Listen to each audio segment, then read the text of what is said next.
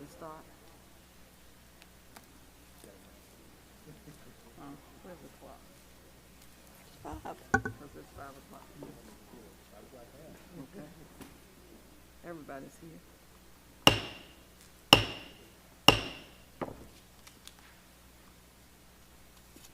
Good evening, and welcome to the work session for the Suffolk Public School Board. We're going to begin this work session with a report on student discipline. We're excited, so let's hear from our superintendent. Thank you, Madam Chair. I want to call to the podium our Chief of Administrative Services, Dr. Rodney Brown. This was a request that came from the school board last month on an update on discipline data as well as effective strategies that have been put into place by the school division. Dr. Brown is going to present the report to you and will be open to questions at the conclusion. Dr. Brown?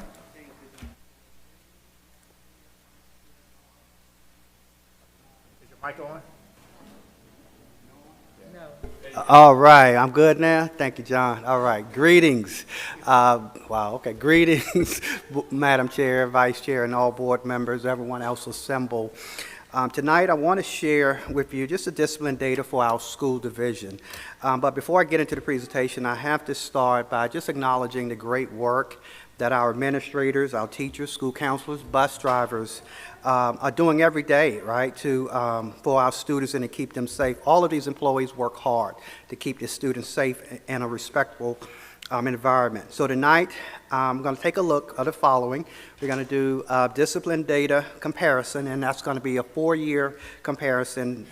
Discipline data by school, discipline data by location, school level, top 5 incidents that we saw, and we'll conclude with discipline data initiatives that we have in place. And we believe there is a story behind the data. That's kind of our philosophy. So what is the story telling us? And so we saw a lot of stories as we were going through this and putting this together.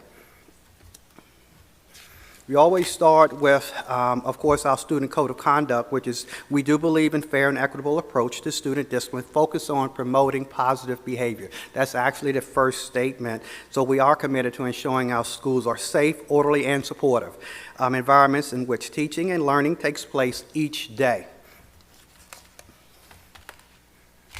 So we're looking at, going to look at 4-year comparison data, and you will notice that 2020 and 21 school year is omitted because a lot of our students were not in school the 4 years, so it's kind of difficult to compare that year. But we'll compare 2022 this year, 2019, 2020, 2018, 2019, and 2017, 2018 data. So this chart represents referrals written each month for the entire division. So when we look at this chart, we notice one of the first things that kind of stood out with us when Mr. Boone and myself were going through this, look at what's going on with March. March appears to be the highest number of referrals written each school year for those 4-year trend data, for the exception of 1920, because we ended March 13th of 2020. But when you compare to every month, the leading month, it appears to be March. So, we want to ask, what is the story for March? And so we need to dive deeper in that. Of course, this is our longest month that we're in school, so we don't have a lot of breaks in March, so we know, and we know it's springtime. A lot of people say spring fever, so a lot of our kids are very active during this time. You also would notice that every month, with the exception of September, 2021-22 school year, the number of referrals are less for this current school year. I also noticed that in October, if you look at that, we almost had less than half number of referrals when compared to the other school years. I'm very interested. What did we do in October? I mean, that's something we really got to look at. What was the time of month? What was going on? Because when you look at that, you got 709, and then that's almost half. When you go back 3 years ago, 1,400 referrals written. So we got to write that month. So we got to look at what we did the month of October. But we were pleased to see that the referrals are making a downward trend, that we're getting less and less and less. So we thought that was very, very eye-opening. student discipline by school. A little small, but I hope you can see it in your reports. This chart represents the referrals for the school year of 2021-22. When we look at these numbers, it's important to also look at the enrollment. I included the enrollment for these schools. Our top 3 schools with the largest enrollments, of course, is Nasma River with 1,634 students, Kings Fork High School, 1,612 students, and Kings Fork Middle School, 1,044 students. So you will notice that some of our largest schools do have some of the highest number of referrals. Kings Fork High School has the highest number of referrals written for our high schools this year. Kings Fork Middle School has the highest number of referrals written for middle schools, and McBain Elementary has the highest number of referrals written for elementary schools. Again, looking at the month of March, I noticed high school numbers are somewhat flat. We didn't go up, we didn't kind of go down. They're somewhat flat, no significant increases in the number of referrals written. There is a significant increase in March for elementary and middle school. So that do believe, for example, Colonel Fred Cherry numbers, they were averaging about 27 referrals for December, January, and February, but the month of March, they increased to 53 number of referrals. Nasman Parkway Elementary School had 1 referral in February and 21 in March. So we do think that we have to be proactive because this is a trend we're seeing year after year. I think that's an opportunity for the school division to really look at March and try to be proactive. We did do March Madness this year to try to address some of these things that we're having. Discipline data by location.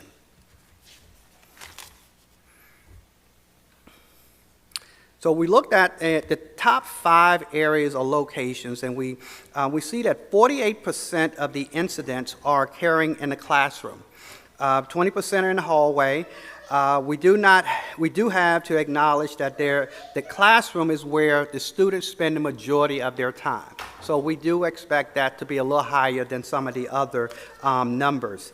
And we do feel that the reason that we have had a lot of focus on the classroom practices and the utilization of various practices and feedbacks and all of that is in the classroom because that's where kids spend a lot of their time. We do have to account also when we look at hallways, we have to account that our teachers were used majority of the year to cover classrooms during their duty time. And just so you would know, some duty times, a lot of teachers are in the hallway in our schools. That's a duty. That way we have people visible. This has decreased the level of supervision in the hallway. While the high number of teachers were absent because of COVID, in some of our schools we've hired additional staff to assist with this also. Also, many incidents occurred in the hallway are tardies and unauthorized areas. So when we see these numbers, these are all referrals. It's not just, the serious ones, but a large number of these are tardies and unauthorized areas. Altogether, these 5 account for about 87% of all referrals written up to the month of March. We also noticed, and this one was interesting, that 48% of students account for 10 or more incidents. 10 or more incidents, 48 students have so far. So these are repeat offenders. We also, when going through this, one student had 23 referrals. One student by themselves have 23 referrals. And so when I saw that, I was like, wow, Mr. Boone, let's look at this. And we did a deeper dive in that student. And they all tardies. Just can't get to class on time. Unauthorized area. So that student, in our opinion, they need some support, they need some help, they need some guidance, they need some mentors, and I know we can do some things for those. But that was just kind of give you an idea of why the numbers are the way they are. Discipline data by school level. This slide shows that half of our incidents, of course, occur in high school. 30% of them are occurring in our middle schools, and of course, elementary accounts for about 18%, and we have 1% for Turleton Wood. So these are kind of where most of our referrals are coming from by school level. Referrals by group. This slide shows the number of students receiving referrals. So if you look at the first column, again, that's the enrollment for schools. Column 2 is students with 2 or more referrals. Column 3, 2 to 5 referrals. That's interesting there. In column 4, 6 or more referrals. Students have received 6 or more referrals throughout the school year.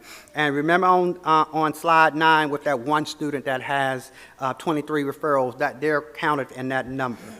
Now, we see that these numbers are high for some of our schools. Again, Kings Fork High School had 59 students with 6 or more referrals. I can say the majority of those, again, were tardies and unauthorized areas. When we look at these referrals, most of them were, of course, unauthorized areas and tardies. And I'm not suggesting that we don't have some work to do.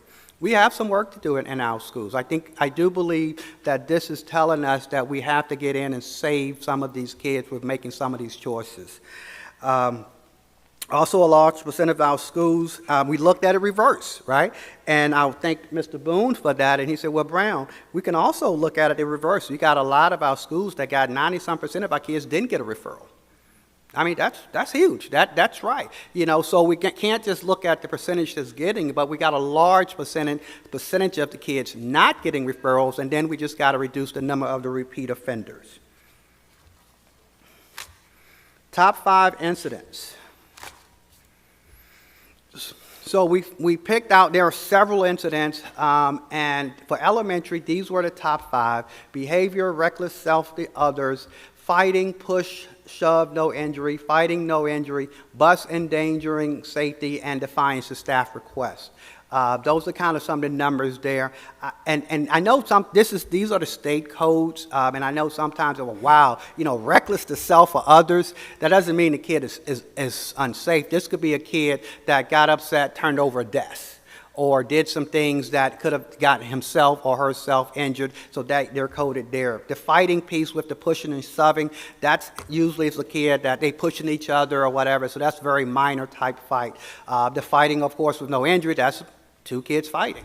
That's generally what that is. Of course, bus, the endangering safety, that's kind of broad, but that can be a child standing up on the bus. Right? That could be a kid that's not wearing a mask on the bus. That could be a kid that's doing a number of things that could endanger the safety of others. So they're not up there, doing anything to cause major problems. But we do have, that's the code that we have to go. And of course, defiance could be when a staff member informs the kid not to do something, the kid refuses to do it, or does something else. When we look at middle schools, the top incident, defiant staff request. I had a middle schooler. I'm not surprised. Fighting, push, shove is number 2. Defiance, compliance, request of school operation, and learning interference inside the classroom, and of course behaviors to self, defiance, and others. Couple things that stand out with me when I look at middle school is defiance, couple incidents.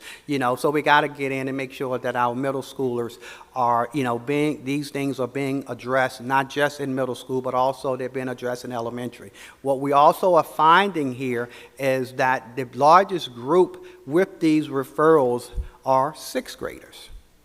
That was interesting when we went through the data. Those are the largest number, were our 6th graders. And I'll tell you about the other ones when I get to the next grade level. But I've been in conversation with some of our principals regarding this to make sure we're very proactive. We know our 6th graders are very active. And we know this year these 6th graders haven't been in class until they were in the 4th grade.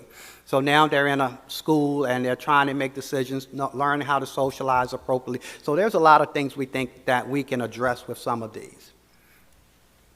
High school.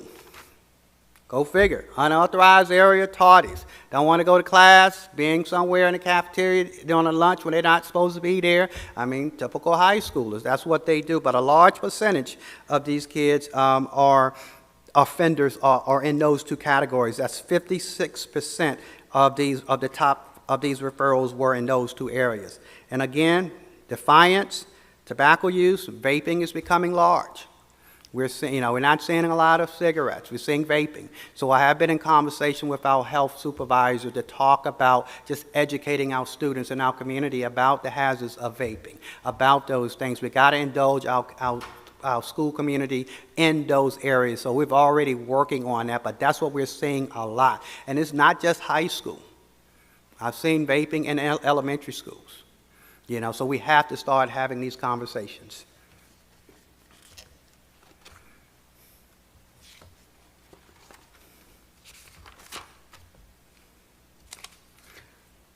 So these are just some of the initiatives. And before I get to the initiatives, I don't want to sit here and be naive and be like, oh, guys, there's no bad things going on in the schools. Our schools are doing a great job. We do have opportunities to address some of our schools. We have this school right here, we got to get a handle on the fighting in this school. I mean, I'm just be real with you. This is the largest number of fights in the division have occurred in Kings Fork Middle School. We've already worked with Mr. Matley about putting some things in place. We've already started some things, and we are seeing those numbers go down. But the month of March was tough. The month, March and April, it was tough here. And he's acknowledging that. So we have increased a lot of things here, and we'll talk a little bit later about some of those initiatives. But elementary, of course, daily monitoring, PBIS Tier 1 and 2, restorative practices, bullying prevention, mentoring programs. I'm hoping that we can expand these programs now that COVID protocols are going to be relaxed. So now I can bring some community members in to help with these kids. Handle with Care, Western Tidewater Therapeutic Day Treatment, Communities in School, Kindness Week, Anti-Bully Campaign. We do have them. That's an opportunity for us. I'm going to be honest. That is an opportunity. We have to be a little more visible. We have to make sure all of our school community know about the resources that are out there. I'm on the list to get every call. It comes directly to my office. I need more people to know that. I have to be careful with what I say, but I do need people to know, and we do have the hotline, and we have the form, and when we get that form, it's very active, and I will say Kings Fork Middle School has been one of the schools that have taken the initiative on that. I think when we first looked at that report, they had, for sixth graders, 65 to 75 reports, and they come straight to us. And then what we do is make sure that the administrator now has to address it, or someone has to speak with those children and then put a response in the chart so we'll know it's been addressed. So I'm looking forward to making sure we expand that program. Community circles, social emotional learning, PBIS teams, bullying prevention lessons, handle with care, some of the same things that we've been doing. So I'm not going to go into details with all of the high schools, community circles. We have an opportunity there. We have to really do a little more and a little better in high schools. Of course, high school students are a little different than some of our elementary and our middle schools. So we got to make sure we're creative in doing that. Social emotional learning, handle with care, again, Western Tidewater Community Schools, Kindness Week. That's important. Anti-bullying campaigns, bullying reporting, we have to continue to put that out there. And some of the new things that we're working on, of course, we have the Western Tidewater School-Based Mental Health Grant. This is where cognitive behaviors for trauma in schools. We have group sessions focused on managing these behaviors. We have individual sessions. We have parent sessions. We have teacher sessions. Mental health services. We have a lot of kids who we think are misbehaving because they're crying for help. They have some other issues that they're dealing with. This is going to allow our kids to come in and speak with someone to help reduce that. And it's happening every day. I know some of these numbers are alarming, but it's happening every day. I had a paraprofessional just the other day email me, Dr. Brown, I had a little girl who's just been angry all year. And she was one of the people, baby, why are you angry? Because of her hair. She was angry because she couldn't get her hair done and kids were picking on her. So, of course, this individual paraprofessional went out on her own and found community resources to help this young lady to feel good about herself. And that's what some of these things are really about in helping. And that's an example of what I'm talking about when I said we have to save, and we're committed to saving these kids. That's just one of many. Additional safety monitors. We're looking at bringing more presence in the hallways. It's not always about just reacting, but sometimes having an adult in places, kids are less deterred to do different things. And when the kids are roaming, we have people out there, I need you to get to class. Come on, let's do this. Hall monitors. We have deans in one of our schools that we bring a dean here once a week to help support the administration so they can be present and they can address some of the things. And of course, we have the school-based mental health grant where we're increasing school psychologists and school counseling positions there.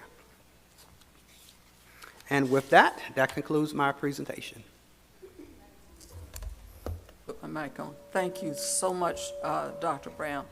As we know and as was stated, this was something that was requested by board members, And so, we appreciate that, and at this point in time, I'm going to call on board members. We put this in the work session so that board members would have the opportunity to see the data, to hear the report, and to ask questions. At this time, I'm going to call on board members so that if you have questions, please take this opportunity to ask your questions. And I can start at either end if anyone wants to begin. Board Member Howell? You. Thank you for compiling all the information. I know that it's a lot. One thing that stood out to me when you mentioned the highest number of referrals are at McBen and then Kings Fork Middle and then high school. Is there anything that we can identify, a commonality there so that we could be doing community outreach? I know that our populations tend to travel. I know we do have a transient military population here, but when we see Kings Fork Middle spills over into the high school, we can anticipate what's coming. And I don't know, is there crossover at McBen coming into the Kings Fork Middle? A few? Yes. So that just struck me. Those are the top three in each of those levels. To me, that's telling as well. And I know it's tough with COVID, but I went to the Safety Audit Committee meeting yesterday, and hearing suggestions that were tossed around were great ideas, but one thing that I am concerned about is like more videos, more flyers, more mail to the parents that they can choose to read or not read, or they have to initiate and get to the school and participate in things. I'm concerned, putting the ball in their court when they may or may not have the resources to participate. Looking at these populations where the higher incidents are occurring, community outreach, going into the neighborhoods when it becomes acceptable to do so. It's just something that came to my mind. Just because I'm new here, can you explain to me what do the PBIS teams do? What does that look like? What is that intervention? The PBIS teams, basically what they do, each school will have a PBIS team in which they will actually meet to have each school has a team in which they will meet to look at the school's discipline data. They also look at attendance data. They also look at how the students are doing academically in the schools and try to put all that together so they can work out a plan within the school to how to address students' behaviors, attendance, and discipline. So it's basically a overall program for each one of our schools to actually attack behavior, but also look at what's related to those behaviors so they can address that. Okay. Ms. Howell, can I add to Mr. Boone's answer there? And the first two letters, positive behavior, is really the key.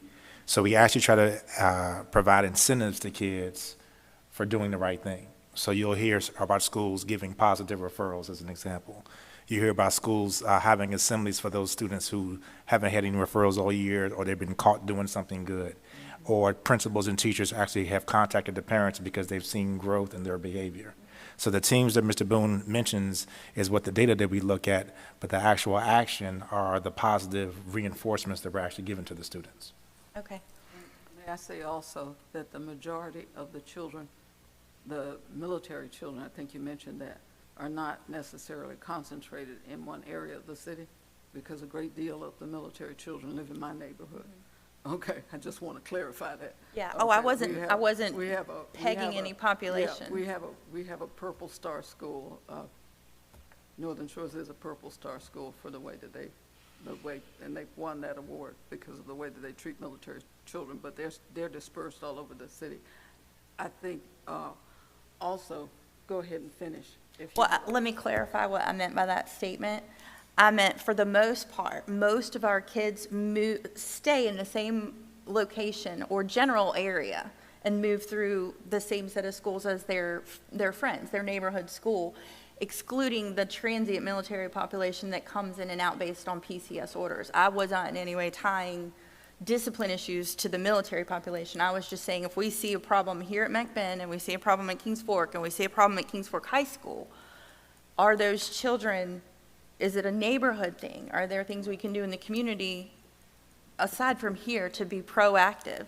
so that we're not always on the rebound, defending from that. So I apologize if that came across as a jab at the military population. I misspoke if that I would was- like to add, we talked about when putting this together, this is a community effort. I mean, you mentioned that. It's no one in this room that has the answer to eliminate all of this. I mean, we definitely have to get the communities involved. We have to get all of the resources that this great city has to help, because you're right. I mean, these are siblings, you know, and it keeps going over. And so it's a community effort, you know. But one thing I can say regarding these communities, they all love their children. Absolutely. Every one of them love the children, and these parents are sending the best that they have to us. And it's imperative that us, as Team Suffolk, to do what we have to do by them, because they're doing the best that we can, and we just got to get in and help some of the parents and educate some of the parents and be partners, you know, with parents. And that's what we're striving to do, because if we can't do it together, you know, that's what it's going to take, all of us. You're absolutely right about that. And I just encourage us to, one neighborhood at a time, get out there. I mean, I've been part of SOL tutoring in specific neighborhoods and specific seasons at other schools, and we had more peer interaction going into the community center than we did when we had like family reading night. And it's most often things that circumstances that they can't overcome. It's their work schedule or transportation or, you know, tiny siblings at home that can't be out late. And so the more that we can push out and support them and show that we're motivated enough to come to them, I guess gives them a little bit of sweat equity too. They buy into it more when they see that we're not just about these reports and numbers, but what these things mean for their children. I'm done. Okay, thank you. Mrs. Jenkins, Board Member Jenkins. Thank you. First of all, thank you for this detailed report. I appreciate you putting it together and those who helped you. I just have a few comments or questions. Do we have in-school suspension in every school? Yes, yes. And the example that I gave of that paraprofessional, she was the ISS monitor. Okay. She was the ISS monitor that had the kid there. The kid walked in just upset. So we do have that, not in all of our schools, but we do have them in secondary schools. And that's a part of what we're doing. Instead of sending every kid home, we have focus center. You know, that's where some of the kids, like, you know, maybe first time vaping, instead of going home for 3 days, you go to the focus center, right? Because it's all about not just, you know, punitive. It's about going places. They're not just going, sitting in there, doing a lot of homework. They're going in there, completing their work, and they're having conversations, Right, you know, about their decisions and their choices. But we do, to answer your question, yes. Thank you. I know you were talking about all the tardies. And again, I agree with a lot that you said. And each child that I work with, because I deal with the same thing at my school, there's always a backstory. And a lot of times, teachers just do the discipline thing because the child comes to school angry, get off the bus angry, you know, get on the bus angry.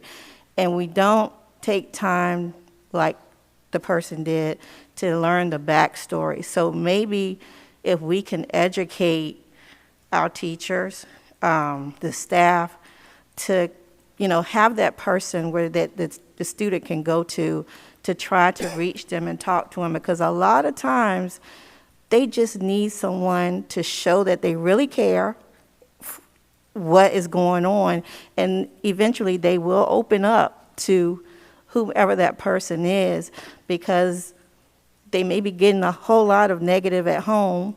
They come to school, they're acting out because of that, and then they're getting the negative at school too. So that causes a circle of Absolutely. things. So that's another suggestion. I see that works a lot, and whoever that person was that took the time for that young girl, kudos to her, because that's what they need. The next thing, I know you said about the tobacco and the vaping. You didn't mention anything about drug use.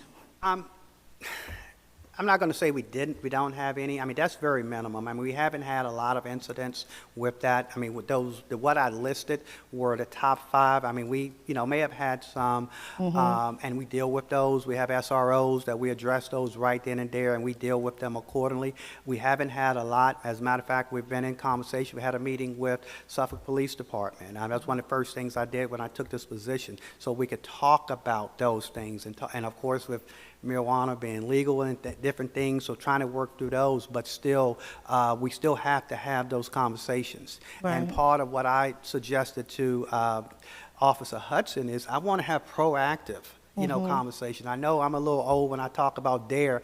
My resource officers, they came in and talked about the harmful effects of drugs and all of this, and so utilizing them in a very positive way and making our kids and families, aware of that. Absolutely. But I don't, looking at this, I can say it didn't alarm me like, oh, wow, we got a serious problem. I didn't see that. I Right. didn't see it. And I'm not saying these are what we know about. I'm not saying, Right. that things we don't know about. But I that's why I just listed the top 5. Okay, I appreciate that. And the last thing, and just to piggyback on that, like you said, educating the parents, the students, the teachers, educating them, I think will make a big dent into trying to help things, showing them the consequences of their actions. This can happen to you. Don't wait until it happens, but let them know this is what's going to happen if this takes place, if you do that.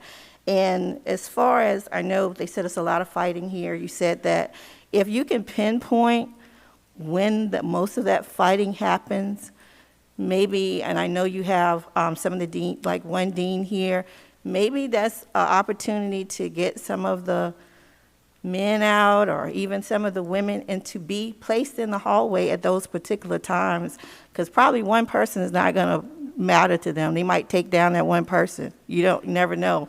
But just to have a presence, not just one day, but a lot here to show them that, hey, we're here, and reward them. Like you said, you have the reward. Let them know, hey, we went a whole week, Kingsford Middle School went a whole week with no fighting. Let's have something the next week because, this is a reward. And this is just a suggestion, but Absolutely. Thank you so much for your report and everyone who assisted you with it. Thank you. Want me to switch over to this side a minute? Would you like to come in? Did you want to come in? Oh, I can wait. Can you wait? Okay. Mrs. Mayo? Yes, thank you, Madam Chair. Dr. Brown, thank you so much for that very detailed report. I was encouraged to see some of the numbers at some of the schools, and I realize that some have more than others, but I appreciate that. And I noticed, too, being a former school administrator, some of the same types of behaviors that are traditionally happening at certain times of the year, the March, April time. This time of year, it appears that it escalates more, the different referrals, and, of course, discipline incidents. But I want to thank you for all of the information, and I've looked at the initiatives that are in place for all of our schools on each level, and we have some good interventions in place. We just have to implement them and be proactive, continue to educate parents, students, teachers, as my fellow board members just said, and communication, that's the key. We applaud you for your work and Mr. Boone and all of those in that particular department. And please know that we support you and we support our teachers and our students most of all. They are number one, and that's why you do what you do, because of the students. And that's very important. So thank you so much. Thank you. Mr. Riddick? Board Member Riddick? Good afternoon. Okay. My first question is, does the number of referrals by month include referrals that are not processed? What do you mean by referrals not processed? For an example, if I'm a bus driver and I turn in a referral and the principal talked to the student and we handled it and it's just discarded, that's not put into the system. These are representative of all referrals that were written on students. Now, we do have in our code of conduct, even if the principal just talked with the student, it's still noted, but it also will be indicated as conference with student. So that's indicated as the consequence of whatever took place. See, when we have these referrals, there are several levels of what that discipline infraction is. So if it does warrant a conference with principal, does it warrant a conference with the parent or whatever, all of those things are done. If it's written, it should be. Now, I'm not going to tell you that I've watched every bus driver, but it is my expectation if a driver or anyone takes the time to write a referral, we need to address it. Right? And we need to make sure that we're communicating with the individual about, who wrote it, what happened, what do we do, so we can, it could be minor. If it was worthy enough of a referral, then if we find that there are some people writing referrals that are not necessary, we address that with the individual. Hey, we don't necessarily have to write a referral for this. This is something you could have pulled the kid out, had a conversation with the kid, called the kid's parent, and then try to address it that way. But that's going back to educating our staff, educating, just our school community of how to appropriately handle some of these. And we may have some of those. I don't, but that is the expectation. Okay. At our schools with the higher amount of discipline incidents, do we have a person dedicated, or a large population of schools, do we have a person dedicated for putting those or ensuring that those referrals are put into the computer or into the system? Yes, we have persons who are designated at each school and that are also given that clearance through our technology department to insert those referrals into our student database.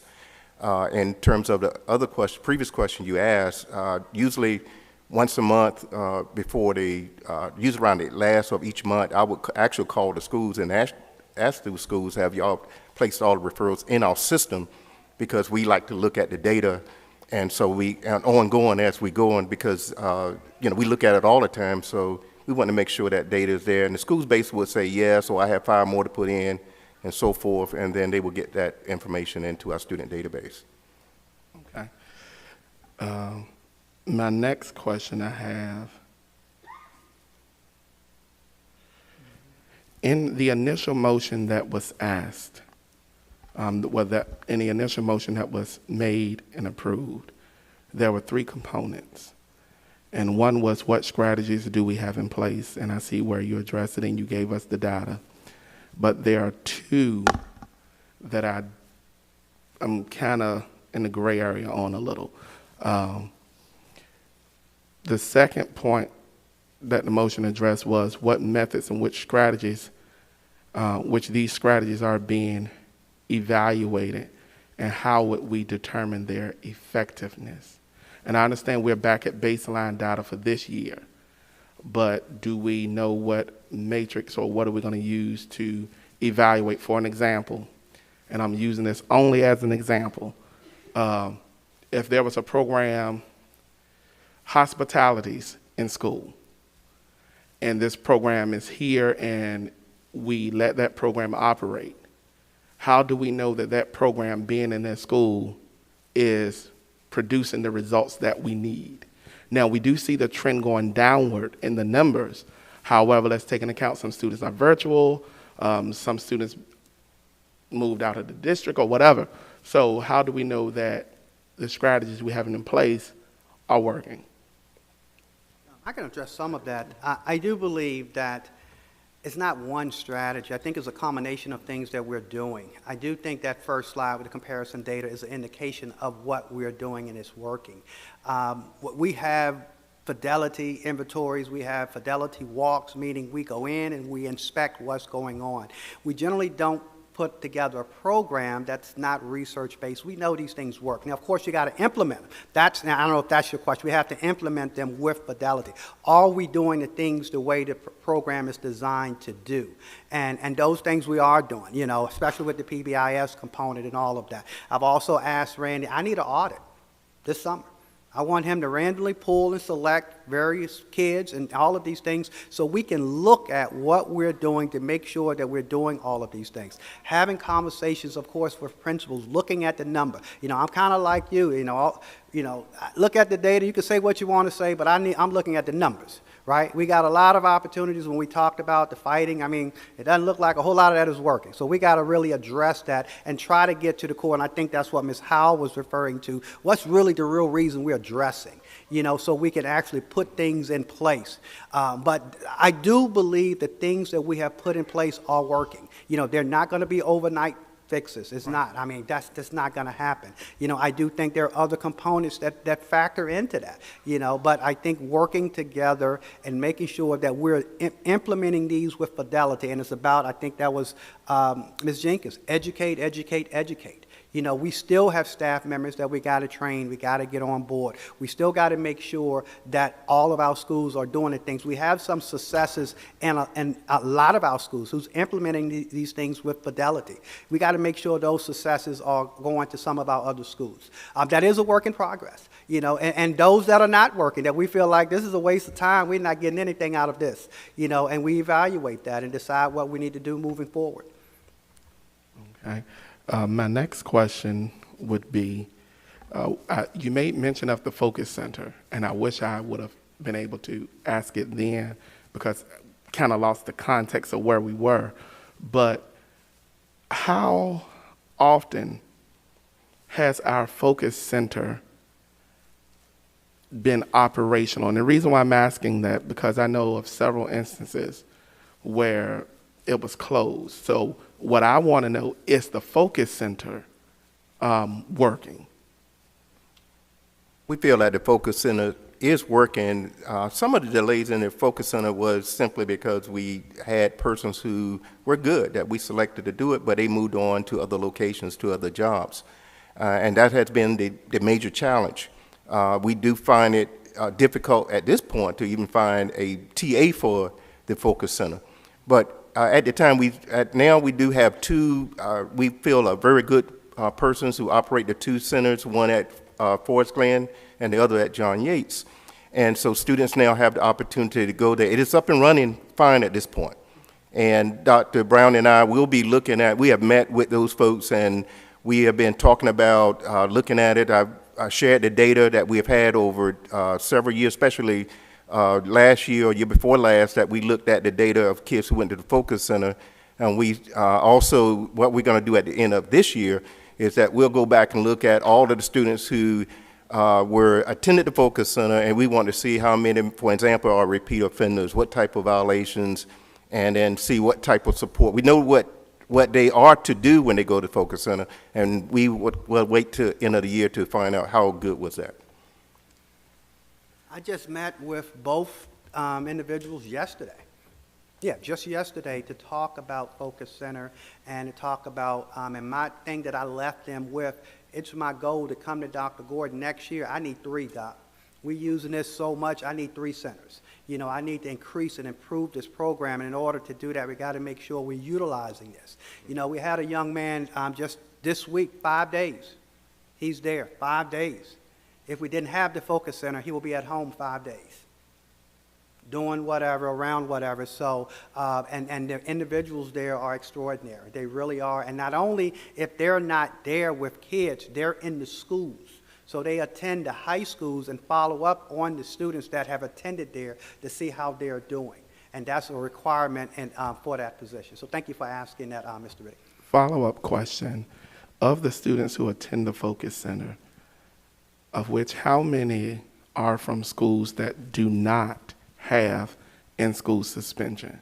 Because I know you stated earlier that it's not at all schools as far as in-school suspension, so staff is somewhat limited. So for me, my takeaway would be trying to reduce the amount that actually have to go to this focus center by redirecting the behavior early on. But I understand the point you made. But how many is attending the focus center for the lack of in-school suspension, because their school don't have in-school suspension or offer it? So, Mr. Rick, just a couple of things to clarify what Dr. Brown was referring to. We have a few elementary schools that don't officially have an in-school suspension monitor because, as you saw in the data, is not really needed. But what they have done is they actually have used paraprofessionals anytime that we need to have a student to be removed out of class, and it might be for a short period of time, might be for the entire day. But all of our focus center students are primarily secondary, would all have in-school suspension. And so one of the things that I just want to make sure that's clear to the board and to our school community, us using out-of-school suspension is always the last resort, like always the last resort. So the conferences, the morning meetings, the social emotional learning focus, the positive behavior intervention strategies, the restorative practices that Dr. Brown mentioned, we're really trying to get our kids to see that when they do things, the consequences that it has on the other student, and to really be able to put the other student into that student's place. So we have talked about expanding the focus center, but there's also been times, to your point, Mr. Riddick, where it was closed because we didn't have any kids that needed to be there. That was the other side of it all. And so we want to make sure that one of the things that Dr. Brown said, we have to use all of the strategies, and that's why you saw them listed for all three levels. We want to use all of the strategies, and the biggest thing that we have really been judging our discipline data by is the total number of repeat offenders, especially if you're repeat offending for the same issue. But I was so happy, as Dr. Brown had spoke about on slide 5, every month our referrals are less. And even before we had COVID in that 19-20 year, every month they were also less. So I think some of the things that Dr. Brown had mentioned, October students settle in. That's why you see a dip there. March is when it gets warm. Still trying to figure that out. And we know that our transition grades, 6th grade, first time that you're going to multiple classes, 9th grade, sometimes first time going to high school. We know those transition grades are big, and that unauthorized area, that's skipping. That's skipping. So this is part of the reason why we've added additional hall monitors in place and why we've asked our principals to change the duty schedule. And then besides the parent conference and the individual conference that sometimes we end up having with the student, which happens a lot of the older ages, we then try to make sure that the kids understand the makeup work, falling behind. You can't play your sport. I mean, those are the things that we really use to motivate a lot of our students, and also to kind of use some peer influence too when they're having those conversations with their teammates. So I just wanted to make sure that that was on the record. We stated that part too. Madam Chair, my last question would be, in the initial motion that was approved, the third point was, in the ways which strategies to improve student behavior are being communicated to the public, how are we getting our message out? And when I ask this question, I'm not asking from a central office standpoint. I believe Ms. Ward in the community engagement office, that central office, is doing an outstanding job. But at the school level, what are we doing to ensure that we are getting the message out? And the reason why I broke them up that way is because if you only have your top 3 schools as McBean, Kings Fork Middle, and Kings Fork High School, then Nesman Parkway, may not have the need to get this information out urgently about the bullying hotline if they don't have bullying going on at the school. So that's why I brought it down to school level.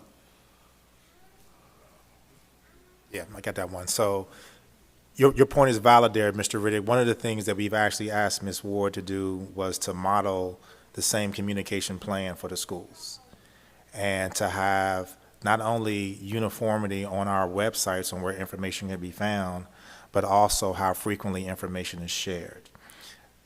All of our schools, of course, knew about the bullying prevention program. We'll use that one as a good example. because we wanted to make sure that everything that we presented at the division level was going to be the same information that was going to be used at the schools. We have given our principals some flexibility to tailor some of their focus based on what their discipline data is saying.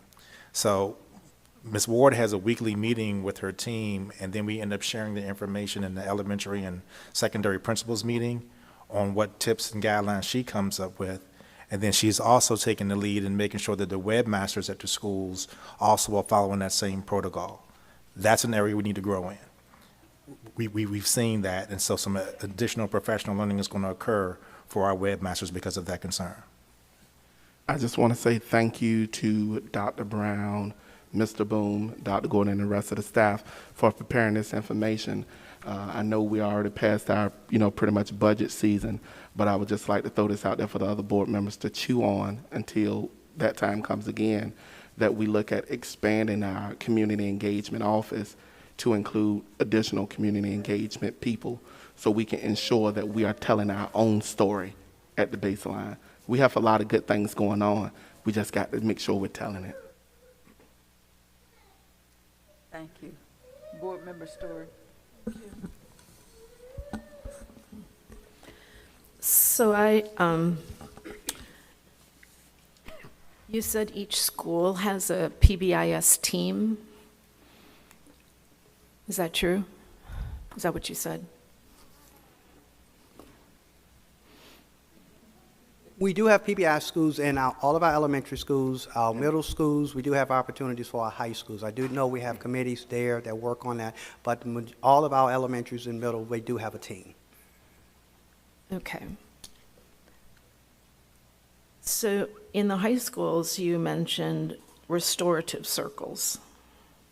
How often do you think at each high school do you have the data that says you have restorative circles that have met how many times and for what incidences? I don't have that data. I did think also said there was an opportunity for us with high schools with that. I do know, because I think I mentioned that sometimes our high school is a little bit different. I do know I've been in training with the teachers from high school that have participated there, but I do believe that's an opportunity for us.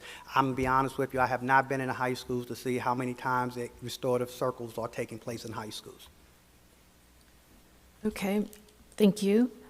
I'm wondering if I could look, let's just say, if you could bring up the slide, let's just say for middle schools, the top 5 incidents.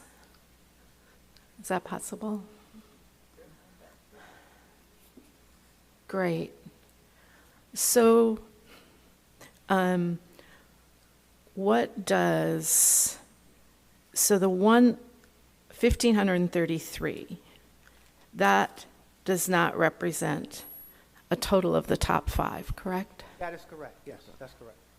Okay. And none of the percents represent the top 5 either, correct? That represents the total of all incidents, not the top 5. So, for example, that represents 28%, like when you look at defiance of staff requests, I can't even say 28% represents, that's the percentage for that particular group of total referrals. These are the So top 5. we're sort of mixing incidents and referrals, and as you said, so that is a concern for me in this data, that referrals and incidents aren't the same, that you can't equate the two.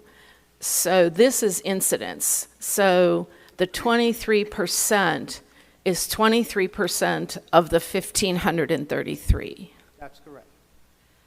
So that's a little misleading on the chart because, of course, we're looking at the top 5, but then you mix in totals, right? So, right? So you got some total percents, but you have them next to incidences.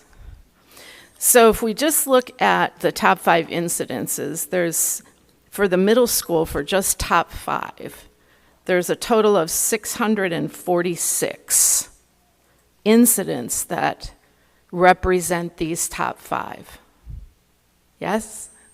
Okay. So I'm looking at defiance is mentioned twice. Defiance in 2 different categories.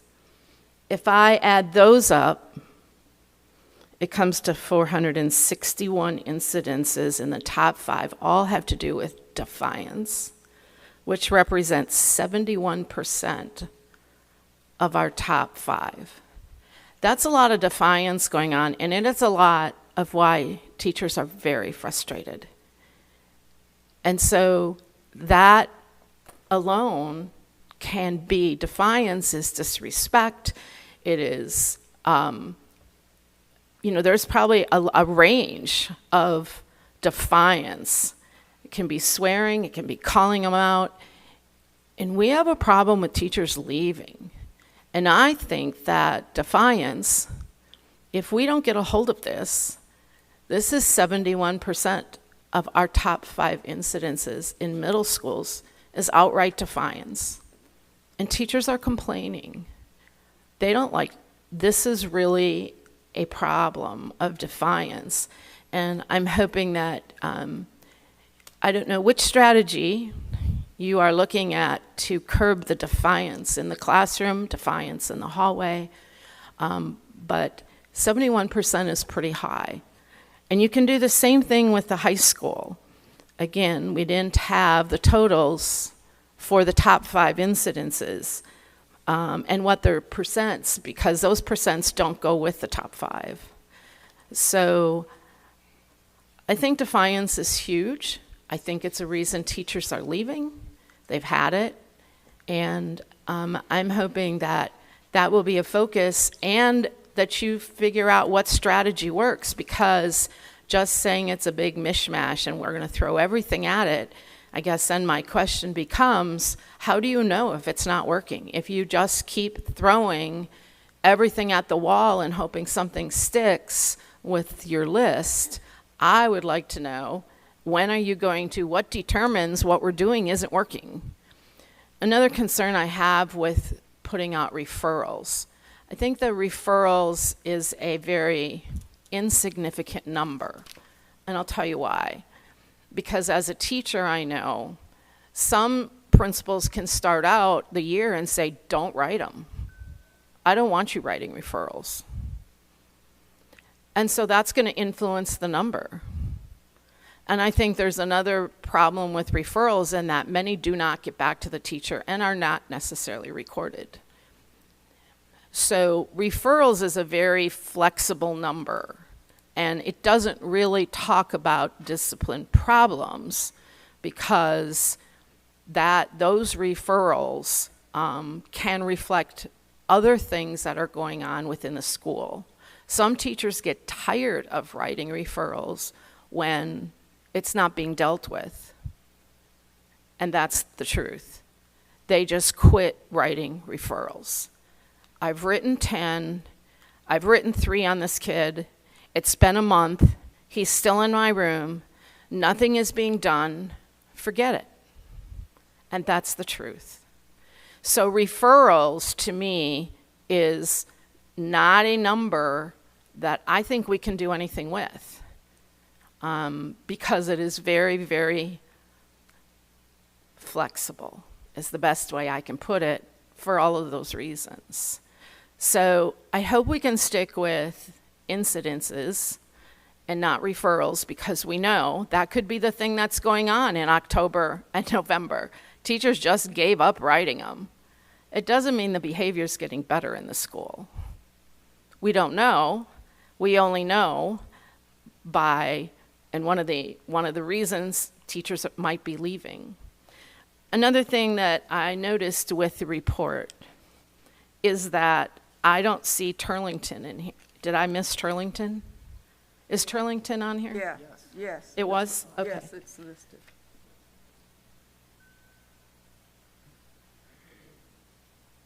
It's 1%. There it is. Go back one slide. Yeah, there it is. So I'm not 1% of the entire district. Again, to me, they only have, you have flexible amount of students, but you only have like 68 students. So of course it's going to be a low percent of the entire. But if there's 31 referrals out of 60-some students, then that's a lot. And then those teachers are saying something. So 1% out of all of our students for Turlington, again, referrals, of course it's going to be low, right? You've got a really low number of students at Turlington. And it'd be good for me better to see incidences, and the top 5 incidences at Turlington, because I think that would be better data. So that's all I have. Thank you. Madam Chair, can I just say one thing? I think Ms. Story's math is a little off when we're taking a look at the percentages. In the presentation, Dr. Brown gave the total number, and then for each level, what that percentage was for that level. So we're not mixing apples and oranges. You have to use incidents based on the Code of Virginia, the reporting categories that Mr. Boone and Mr. LaFave and Dr. Brown are responsible for. If a student is assigned to Turlington Woods, it's because they have done something that has caused them to be removed from their school. But once they get to Turlington Woods, we're not seeing a lot of referrals because of the outstanding work from Mr. Bynum. And if a student does have repeat issues there, they will remain in Turlington Woods. We can't use hypotheticals on why teachers have stopped writing referrals or why principals have doing this. We can only use the data. The data shows that the numbers are going down. The data shows that the number of programs that are being implemented are having an effect. But Dr. Brown has also admitted what areas that we're going to focus on, and I'll talk a little about this more next month in June. But we can't ignore the data based on hypotheticals. Right. We have to take a look at the data based on what is actually occurring in the schools. So I just wanted to clear up that misinformation. That is not misinformation. This is information that I receive from teachers in my borough and when I was a teacher myself. So I don't think it's misinformation. I think it might be information that that isn't a happy news report, but definitely those things occur, and they occurred and are written on exit interviews and when teachers write of what the problems are. So I don't believe it's misinformation, and my percentages were absolutely on. If you would like to do the math with me after, I'll gladly do the math, but the percentages that we looked at, those top 5 incidences, were extremely accurate. Thank you. We're going to move forward now, Ms. Vice Chair Byram, and then I'll make my comments. A couple of comments. All of the board members have added a lot of good information. I'm interested in the neighborhood programs that we're going to be working on. I believe that's the secret to many of our problems. When we see that we have 2 or 3 schools that have outstanding incidents, that's where we need to really hit them hard with neighborhood programs. And as I think Ms. Howell said, a lot of our parents in certain districts and areas need a little more attention, and we know that. And I hope that will be considered as we move forward. I know we do an excellent job usually in the elementary school with a lot of those things, but I hope we will be thinking out of the box on programs that we can get in neighborhoods that will help in these situations. Another thing I think is very important is the mentorships. And I know with COVID that's been limited, but now that things are opening up a little bit, I'm hoping that mentoring can be accomplished. Many years ago, I was working at Booker T. Washington with some students in reading and also mentoring. And I found it very rewarding. I haven't done it recently because of the COVID and so forth, and many people have not. But there are many civic groups and many groups in our communities that would love to step forth, church groups, all types of people, a lot of retirees, a lot of our own teachers who have been in the system for a long time that would like to be involved in some of these mentorships. And I think that helps tremendously, especially with the repeat offenders, people who we see constantly involved in incidents. So I hope that will be considered. And I do believe rewarding positive behavior does help. I think Ms. Jenkins mentioned the fact that, if you gave a reward, if there wasn't an incident at a school, you get something special. I think that does have a lot to do with middle school especially. I think they would really go for that. And the safety monitors and hall monitors, I hope Dr. Gordon will look at that situation with the tardiness and so forth. I think that can be resolved. But our staff has been pulled in so many ways. Our TAs have to substitute. Our teachers are being pulled here and there. So we have been limited. And so that's reflected in these numbers, I think. And I think as we return to more normal situations and we examine those things, we'll be able to adjust on that. But I'm an eternal optimist. And sometimes in this world it's hard to be an optimist. But hearing that 90% of our students are not getting referrals is great. When I was a teacher, we used to say about 5% of the kids got referrals. Now it's about 10%, right? We're living in different times. But I think we're moving in the right direction. We're looking at all of these concerns. I know Dr. Gordon is going to address many of these, and Dr. Brown, and I have a lot of confidence in Mr. Boone and Mr. LaFay that they're going to work on these situations. And I know our administrators, are diligently trying to improve and do all of the things that they can. It's a lot to juggle.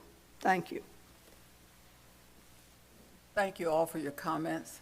And one of the things that I want to make clear is at this time, well, two things I want to clear up. First of all, we do have in the new budget, we did add a position for a community engagement officer. So we do have a way of getting information out because that's in our new budget. So one of the things that we had concerns about is being addressed. The other thing that I want to say, as a researcher myself for many, many years, a colleague of mine used to say at Virginia State all the time, the data speak. And this evening I can say the data have spoken well. The data have spoken in that the numbers don't lie. The discipline has gone down. If we're looking for evidence, the data have spoken. So I thank you, gentlemen. I thank the staff. I thank the administrators and the teachers and everybody else who come together as a Suffolk Public School family to make these things work. I understand, having been a teacher and a behavior specialist as a special education teacher, they called it a crisis resource teacher in Norfolk at the time that I was doing it, but the person who had to go get the child who was having a tantrum or having a fit at the time and do something with them to calm them down. I understand that the teacher with 30 some other kids can't stop to do it, but I'm glad that we're looking at having behavior specialist or somebody in place to come and deal with the issue and talk to a child. So I'm glad that that's something that's in our plan. I'm glad that that's a part of what we're going to do, because I do know from experience that children do come to school with so many things going on with them, and they don't know how to verbalize what's going on. They're hurting, and if they don't have somebody to talk to, they often vent on whoever is the closest person. I know developmentally, because I've taught the course before, to let people know that when you get to that middle school age, I kid all the time and say that my own child turned into somebody that I didn't know. Okay, from 10 to 17, I thought about the fact that I'm going to buy some really nice luggage, so when she gets ready to go to college, I'll be ready right away. The good news is it changes. But I know that developmentally, children do get defiant. They do get resistant. And so the sweet kid that you knew may turn on you later. For those of you who have middle schoolers and other folks, thank you, that you have to deal with, they turn on you later. They come back, though. There is light at the end of the tunnel. They do come back. I think that we're dealing with issues that all of us know happen at the time. But the good news is, we do have a plan in place. We do have things that I believe are working because the data speak. And the data tell us that we're moving in the right direction. If the data tell us that these things don't work, I'm glad that we have the sense to know that we need to try something else. But these are human beings, so there's nothing that works all the time, and other things will impact what they do. I do know that in this time of a pandemic, people leave us because I take the time to read what people say when they're leaving. I know that people have been sick, they have family emergencies, and as a military wife who taught in 4 states in West Germany, I left a lot of school systems in a lot of ways.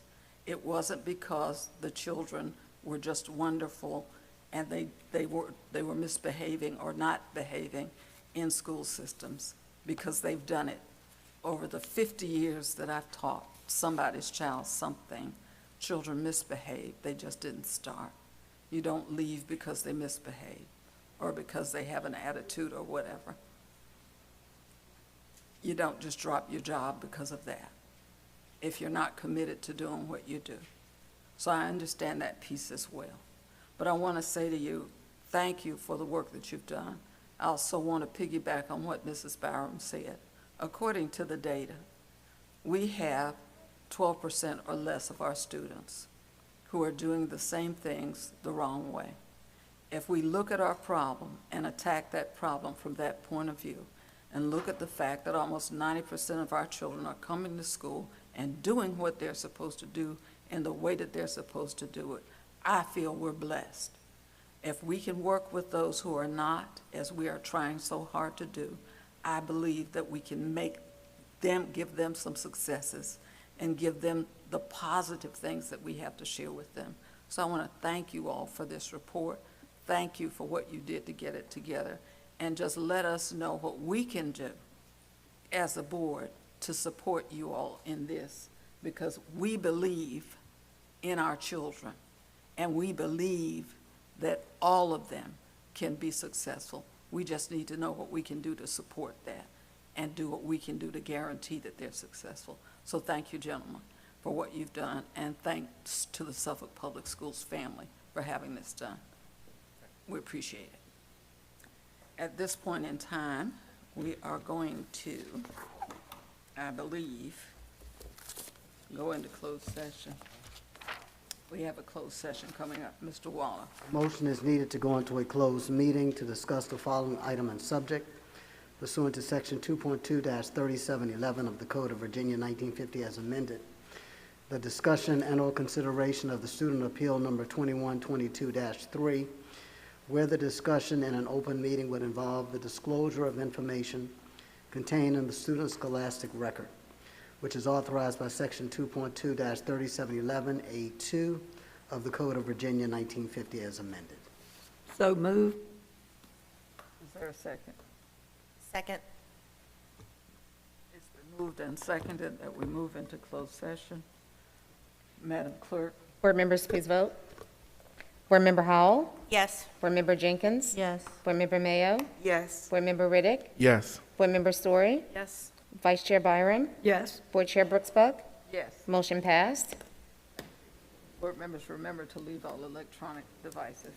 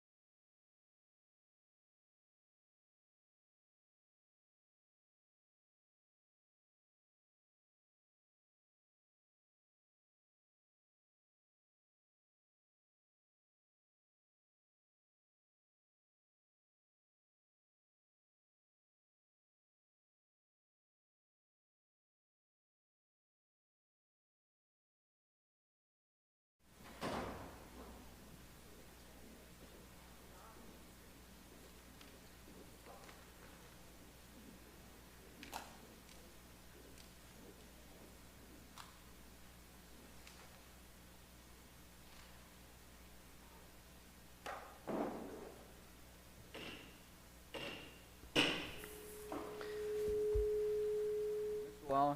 Resolution of certification of the closed meeting of May 12, 2022, pursuant to Section 2.2-3712 of the Code of Virginia 1950 as amended. Whereas the School Board of the City of Suffolk convened a closed meeting on this date pursuant to an affirmative recorded vote and in accordance with the provisions of the Virginia Freedom of Information Act. And whereas Section 2.2-3712 of the Code of Virginia as amended requires a certification by the school board that such closed meeting was conducted in conformity with Virginia law. Now therefore be it resolved that the school board of the City of Suffolk hereby certifies that to the best of each member's knowledge, number one, only business matters lawfully exempted from the open meeting requirements of Virginia law were discussed in the closed meeting to which this resolution of certification applies. And number two, only such public business matters as were identified in the motion convening the closed meeting were heard, discussed, or considered by the school board of the City of Suffolk. So moved. Second. Madam Clerk. Board members, please vote. Board Member Howell. Yes. Board Member Jenkins. Yes. Board Member Mayo. Yes. Board Member Riddick. Yes. Board Member Story. Yes. Vice Chair Byram. Yes. Board Chair Brooks Bucks. Yes, Motion passed. thank you. At this time, we will be out for a 20-minute recess.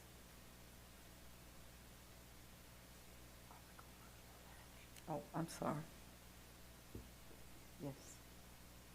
We're going to move on the action first before we go. Okay, yes, that's it.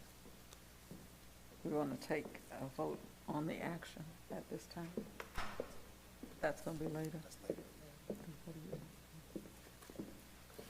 Okay, that's going to be later.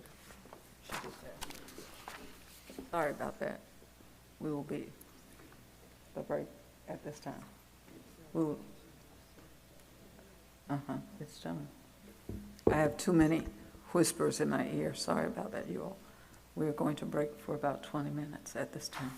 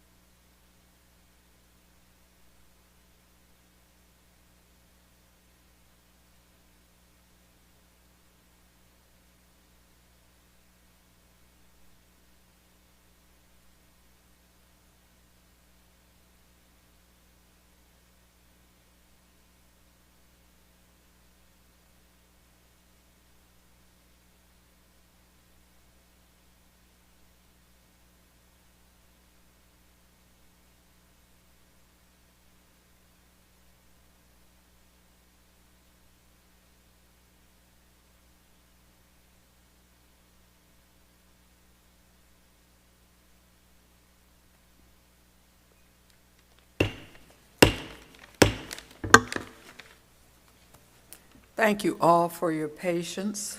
We are running behind, and I don't have to tell you that we are. We had some other things, some other business that we had to take care of at this time. This is one of my favorite times of the year because we get to recognize the hard work of our students, our staff, and our parents, guardians, grandparents, aunts, and uncles. So without further ado, Mr. Superintendent, I'm going to turn this over to you so we can begin. Thank you, Madam Chair. I'm going to call to the podium Mr. Derek Bryant, proud principal of Kings Fork High School, and his team to present the 2022 Kings Fork High School honor grads. As Dr. Buck said, this is one of our highlights that we like to do every year. This is our final high school presentation for honor grads. Mr. Bryant?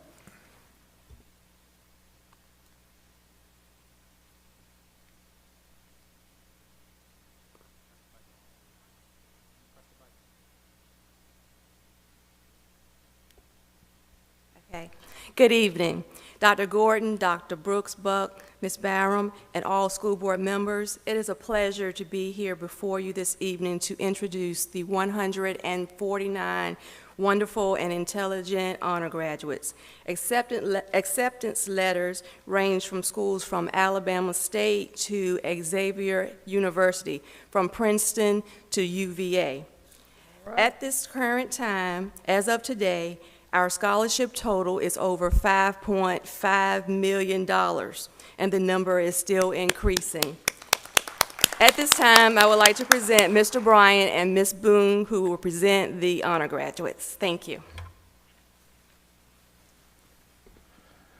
Okay, without further ado, I'll go through and present these students in whom I'm very, very proud of. First, we have Amaya Christina Allen, parents Fernando and Haiti Allen. Favorite memory of SPS, serving as president of the National Honor Society and seeing her ideas of helping the community be executed. Plans after graduation, attend George Mason University to obtain a psychology degree to later become an occupational therapist. Ariel Elizabeth Alston, parent Elizabeth Alston. Favorite memory of SPS, playing soccer and having fun during lunch. Plans after graduation, attend Mary Baldwin University to study exercise and sports medicine. Sanaya Takis Artist, parents Ashley Hill and DeAndre Claiborne. Favorite memory of SPS, meeting new peers and participating in track and cheering. Plans after graduation, join the Air Force and continue her education. Jason Andrew Ashcraft, parents Emily Capps and Adam Capps. Tanaya LaShawn Ashlock, parents Derek Ashlock. Favorite memory of SPS, homecoming celebration, pep rallies, the student spirit section at basketball games. Plans after graduation, attend a four-year university to earn a degree in nursing with the goal of becoming a clinical pediatric nurse. Daniel Banyales Serrato, parents Sylvia Rodriguez and Hector Banyales Valdez. Favorite memory of SPS, meeting new people, having good teachers, attending school field trips, and after-school activities. Plans after graduation, attend a four-year college. Jordan Michelle Barnes, parents Eric and Cecilia Harden. Favorite memory of SPS, when she transferred, everyone was nice and welcomed her. Plans after graduation, attend Old Dominion University. Keith Jarrett Dardigan Bartlett, parents Keith Bartlett and Demetrius Bartlett. Favorite memory of SPS, being a part of the Mighty Marching Bulldogs.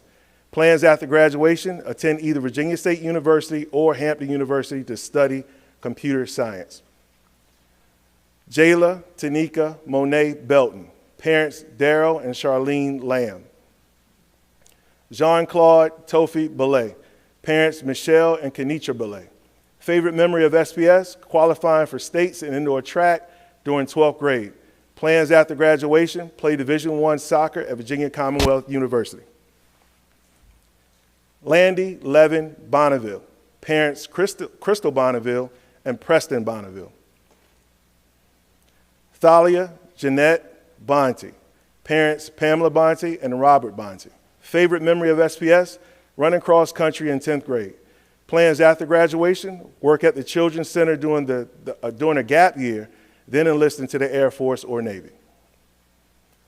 Ayana Calais Brown, parents, Deshauna Alston and Vashawn Brown. Favorite memory of SPS, attending IB Summer Academy. Plans after graduation, attend college to major in physics or to pursue a career in astrophysics. Lazaria Taisha Butler, parents Carlos and Marvina Hill. Favorite memory of SPS, receiving the President's Award at the 5th grade graduation. Plans after graduation, attend Norfolk State University as a psychology major, then graduate school at the University of North Carolina, Chapel Hill, to become a school psychologist. Peyton Joan Caldwell, parents Amanda Caldwell and Brian Caldwell. Favorite memory of SPS, the many years she spent in chorus, especially her 7th grade spring concert. Plans after graduation, attend Tidewater Community College to study social sciences, then transfer to a 4-year university with the goal of becoming a family psychologist or a social worker. Beyonce Marie Calhoun, parents Jasmine Cole. Favorite memory of SPS, having the opportunity to manage the girls' varsity volleyball team and the boys' varsity basketball team during her senior year. Plans after graduation, attend Tidewater Community College to earn an associate's degree in diagnostic medical sonography to become an ultrasound technician. Kavion Jonte Carroll, parents Nicole Lawrence and Richard Carroll. Favorite memory of SPS, in 9th grade, when he was put into class with people he never even thought about talking to. Now those people are more than friends, they're family. Plans after graduation, attend Virginia State University with plans of pursuing a career in mechanical engineering. Ariana Marie Cheeks, parents Patricia Copeland. Favorite memory of SPS, her 7th grade English class where she and her friends used to play Uno for Pop-Tarts and have fun conversations. Plans after graduation, attend Hampton University or North Carolina A&T to major in chemistry or social work while also pursuing ROTC to be commissioned as an officer after graduation. Snow Chen, parents Zhang Chen and Mi Yai Lu. Favorite memory of SPS, the Spanish field trip taken during her sophomore year where she learned a lot about the culture and traditions of Hispanic countries. Plans after graduation, attend college to major in business administration with the goal of earning an MBA degree with a minor in business law. Sophia Ying Chen, parents Manjuan Chen and Justin Chen. Favorite memory of SPS, painting the windows in downtown Suffolk with 5 of her friends during 8th grade. Plans after graduation, study creative technologies at Virginia Tech. Devontae Travion Citizen, parents Lewis Citizen. Favorite memory of SPS, working the charity event for Kings Fork High School alumni Chuck Clark of the Baltimore Ravens. Plans after graduation, earn a degree in human resources, then join the Navy and become an officer. Lance Courtney Cody Jr., parent Lance Cody. Jason Emmanuel Cole Jr., parents Erica Cole and Jason Cole.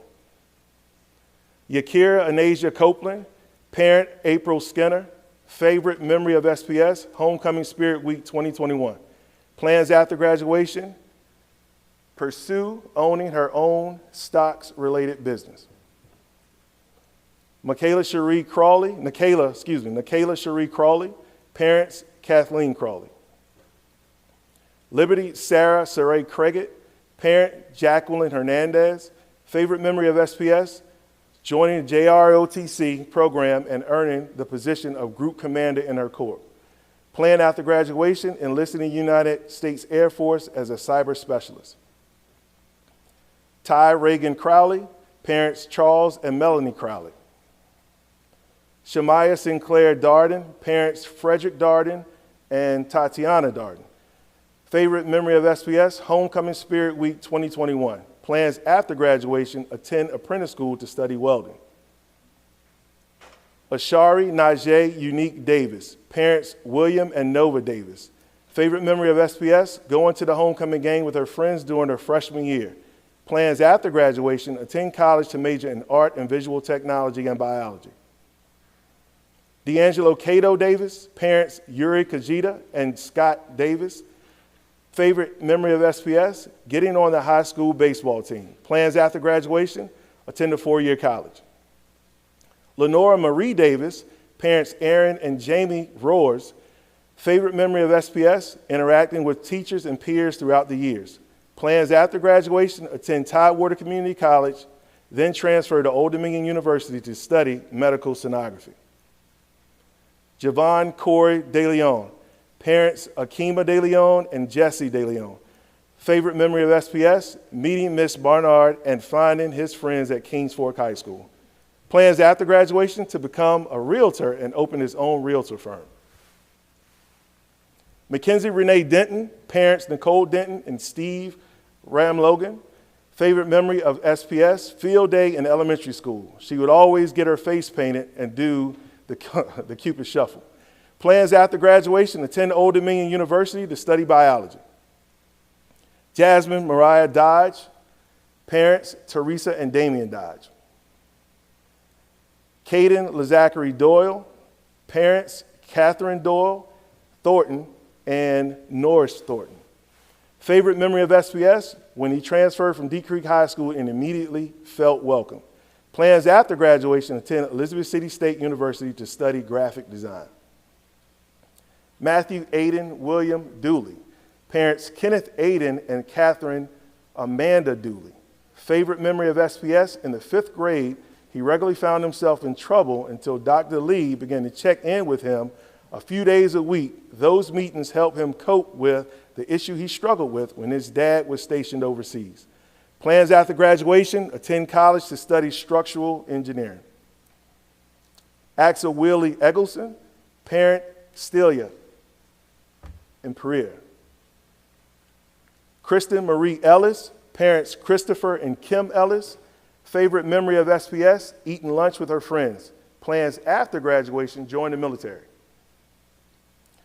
Tajanti Deja Evers, parents Latoya Evers and Tyrone Evers. Favorite memory of SPS, being herself and seeing her growth over each year in high school, not just with her work, but with how she carried herself and viewed her values for the future.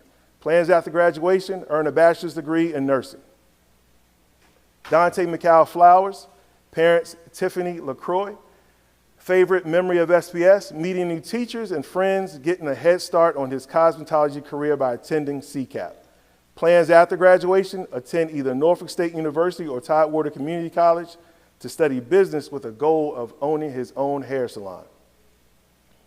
Jada Renee Flowers, parents Amy Williams and Kevin Flowers. Favorite memory of SPS, the overwhelming feeling of excitement of freedom throughout her freshman year and the undefeated marching band competition season. So many memories, SPS will always be home. Plans after graduation, attend Hampton University, major in chemistry with a concentration in forensic chemistry with the goal of working as a forensic toxicologist for the FBI. Amaya Nicole Freeman, parents Kevin and Candace Freeman.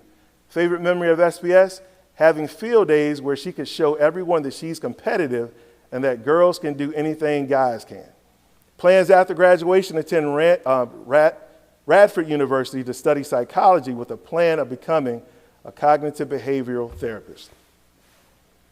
Xavier Marcel Gardner, parents Lamondo and Tanjanita Gardner.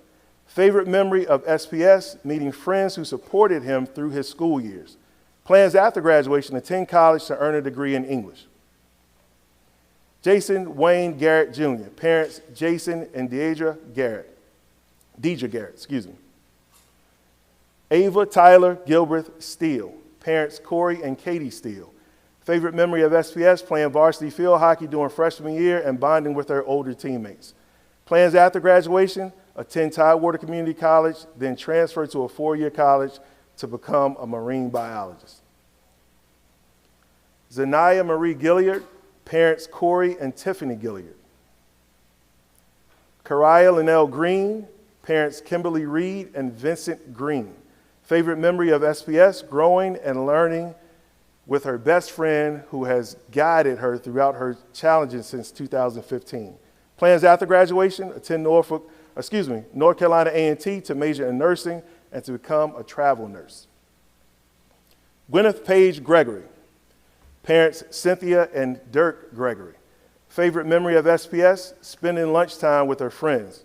Plans after graduation, attend Virginia Tech to major in environmental science. Arizeli Annabella Gutierrez, parents Adam and Lisa Gutierrez. Favorite memory of SPS, all the time she spent in the art room. Plans after graduation, become a graphic designer.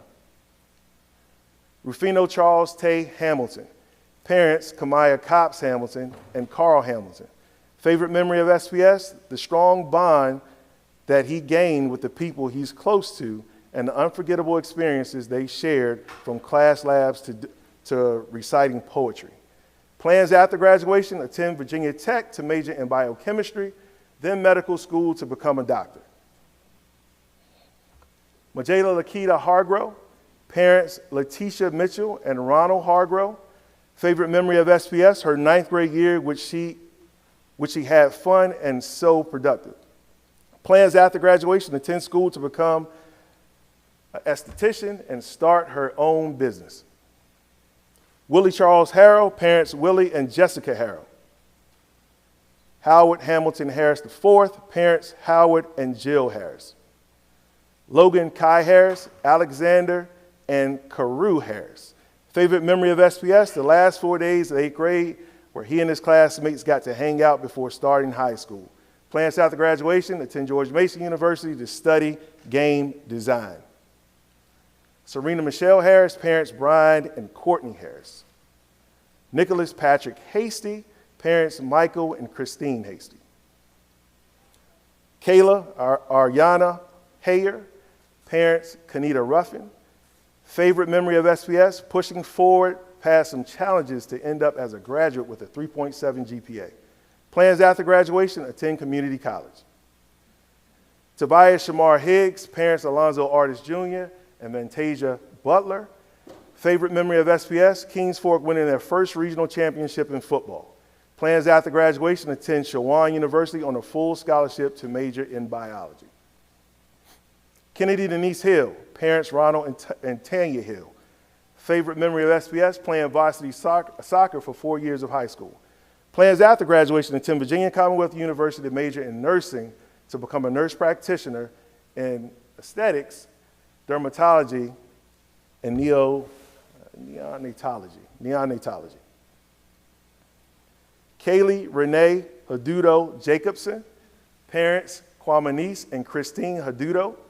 Favorite memory of SPS, going to All City for Orchestra this year for orchestra class, and Miss Jordan, who's been her orchestra teacher for the past 7 years. Plans after graduation, attend Old Dominion University. Morgan Elise Holloman, parents Tanika Holloman. Favorite memory of SPS, her senior homecoming week, everyone was excited and showed school spirit. Plans after graduation, attend North Carolina Central University, majoring in kinesiology to become a physical therapist. Alonzo Cornelius Holly, parents Sherelle Jackson and Alonzo Barnes. Favorite memory of SPS, the school field trips to Bennett's Creek, where he explored local wildlife and went into the creek itself, and a boating trip on the Nansemond and James Rivers. Plans after graduation, attend Old Dominion University for structural design. Ethan Connor French Horn, parents Paul and Laurelyn Horn. Favorite memory of SPS, 5th grade Pokemon battle, which was fun and bonded with his friend group. Plans after graduation, enter the workforce. Tyler Jordan Howard, parents Daryl and Layla Howard. Favorite memory of SPS, the first day of high school, walking into the school and just feeling the different atmosphere. Plans after graduation, attend Tidewater Community College to major in business administration. Caitlin Grace Hatala, parents Chris and Sarah Hatala. Favorite memory of SPS, elementary school recess, where she was able to play with friends and have fun. Plans after graduation, attend college to earn a degree in criminal justice. Rebecca de Guzman Hutchins, parents William and Melissa Hutchins. Favorite memory of SPS, practices with teammates and lunches with friends. Plans after graduation, attend Old Dominion University to prepare for a career in the medical field.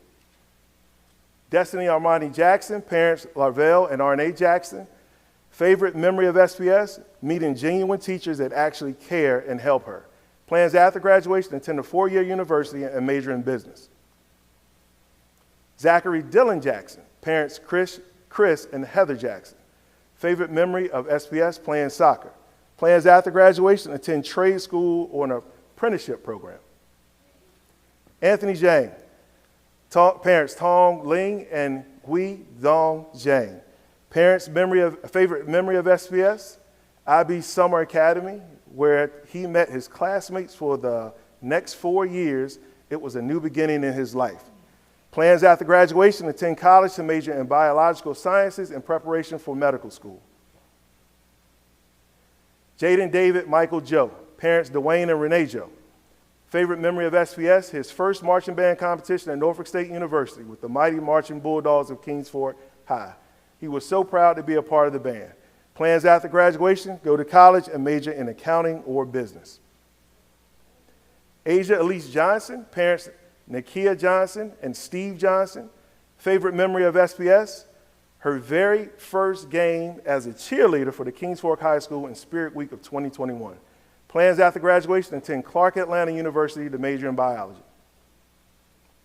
Latitus Terrell Jones, parents Latitus and Tisha Jones. Favorite memory of SPS, his 10th grade cross-country season where he created lifelong bonds and had the chance to be a leader. This is where he realized that being the best doesn't make the best leader, but instead a great leader makes the best better.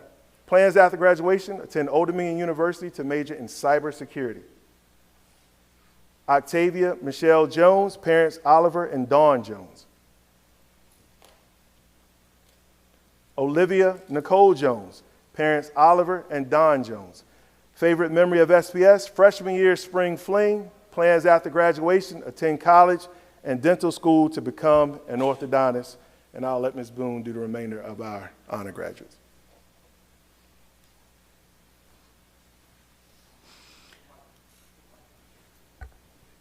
Sheree Dominique Jones, parents John and Sherry Spearman. Favorite memory of Suffolk Public Schools, being able to socialize and grow. She plans to attend Shaw University to major in psychology. Zakira Armani Jordan, parents Kenyatta Jordan and Janelle Williams. Ryan Noah Joyner, parents Benjamin and Christy Anderson.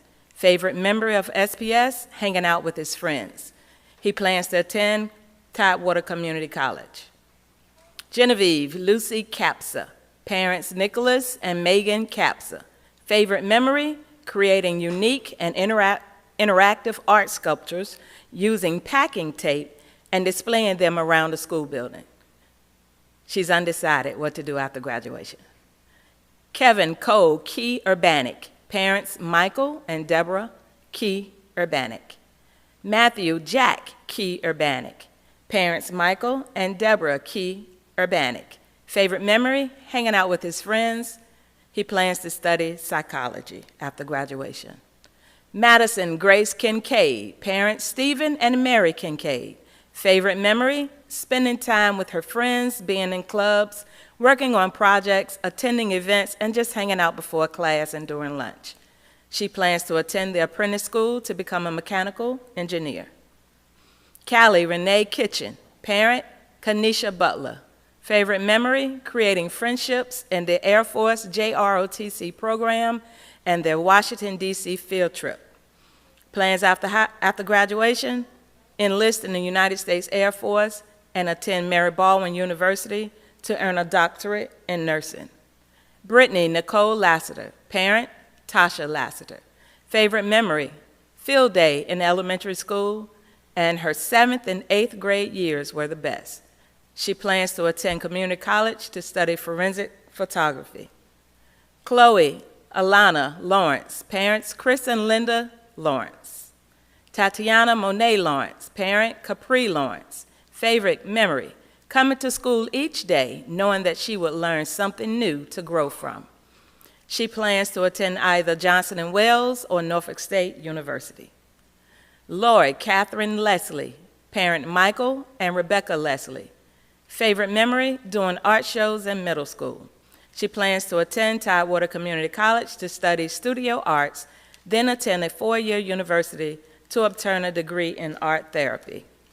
Nikayla Lynette Lewis Clark, parent Nathan and Donetta Lewis Clark. Natalie Lene Lewis Clark.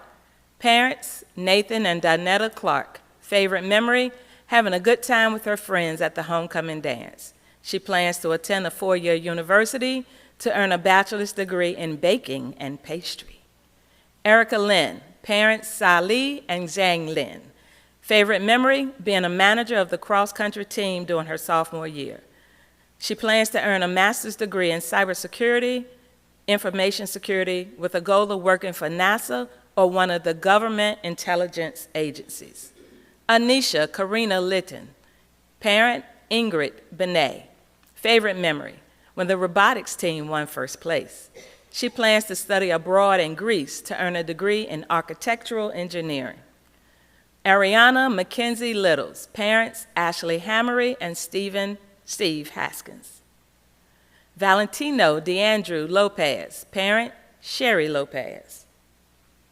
Lauren Elizabeth Lucas, parents Mark and Julie Lucas. Favorite memory, looking forward to attending her 12th grade English class taught by a wonderful teacher where they always had fun.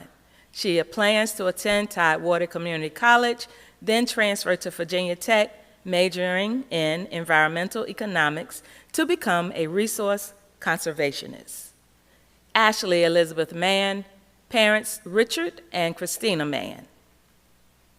Sophia B. Marlin, parent Beth Marlin. Favorite memory, seeing all the teachers wave goodbye as she boarded the bus at the end of her 8th grade year. She plans to go into the workforce. Louise Mbemba, parent Tony Nasala and Letitia Boko. Favorite memory, being surrounded by the best teachers and friends and having the opportunity to learn and grow into the young lady that she is.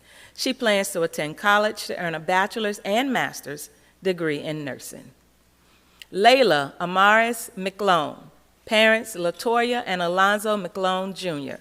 Favorite memory, February 14, 2020, when Kingsford defeated rival Lakeland in basketball.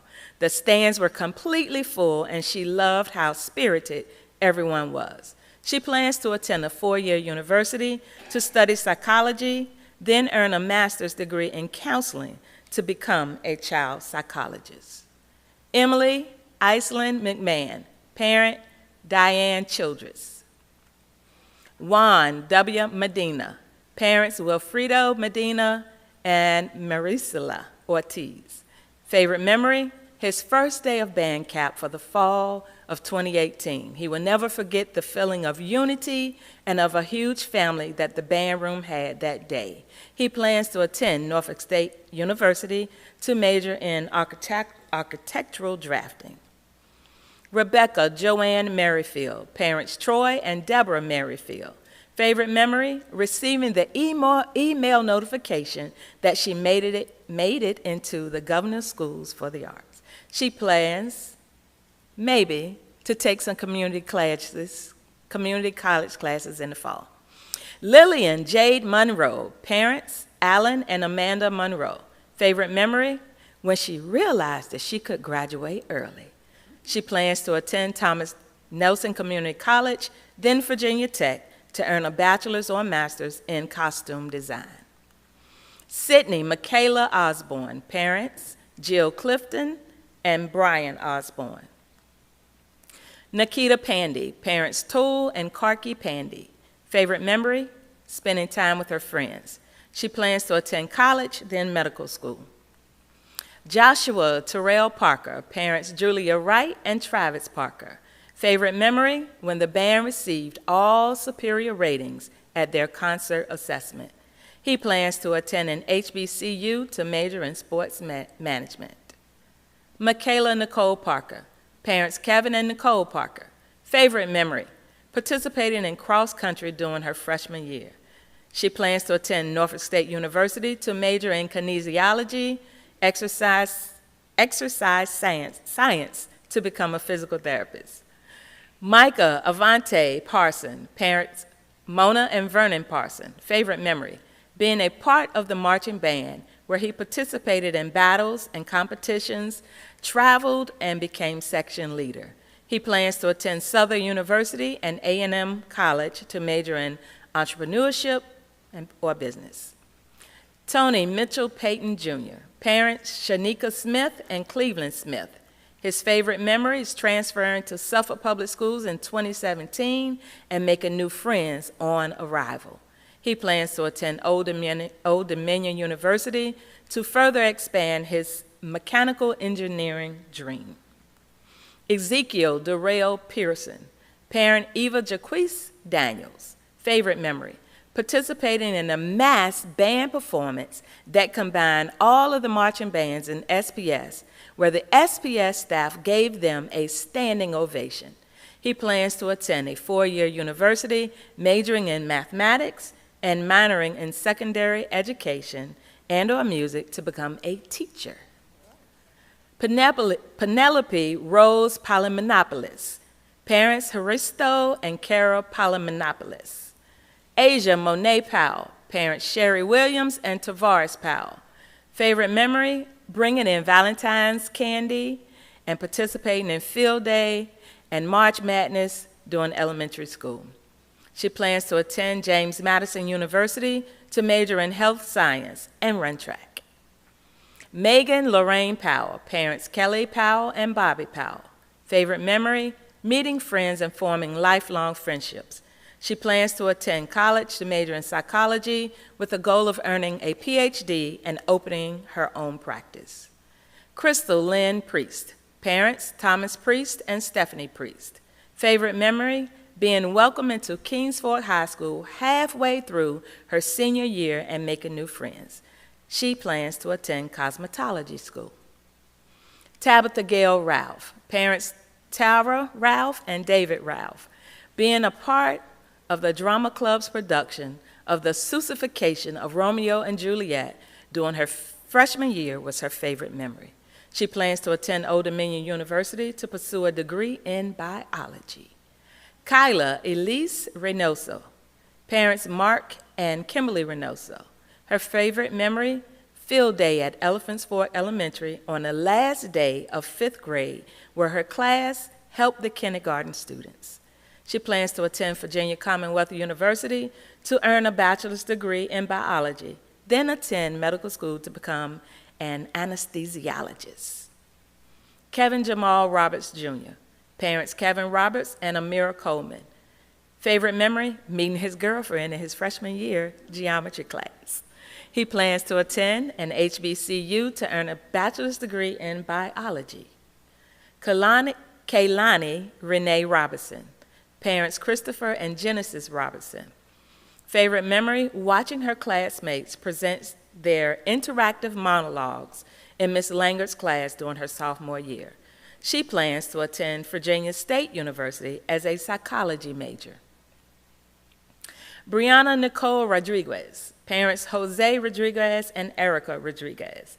Favorite memory, meeting her best friend at Kingsford Middle School during 7th grade. She plans to attend college to earn a degree in the medical field. Joseph Elijah Rounds, parents Dion and Crescenda Barton. Caitlin Tanan Rubothan, parents Elizabeth and Christopher Rubothan. Favorite memory, the 2019 drama competition at War Hill High School. It was a magical experience and her first and last competition. She plans to attend ECPI to study programming.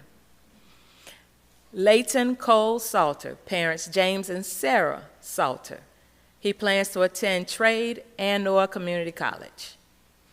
Jaden Akeem Sarton, parents Peter and Shona Sarton. Favorite memory, this year's varsity boys basketball team going 24-1.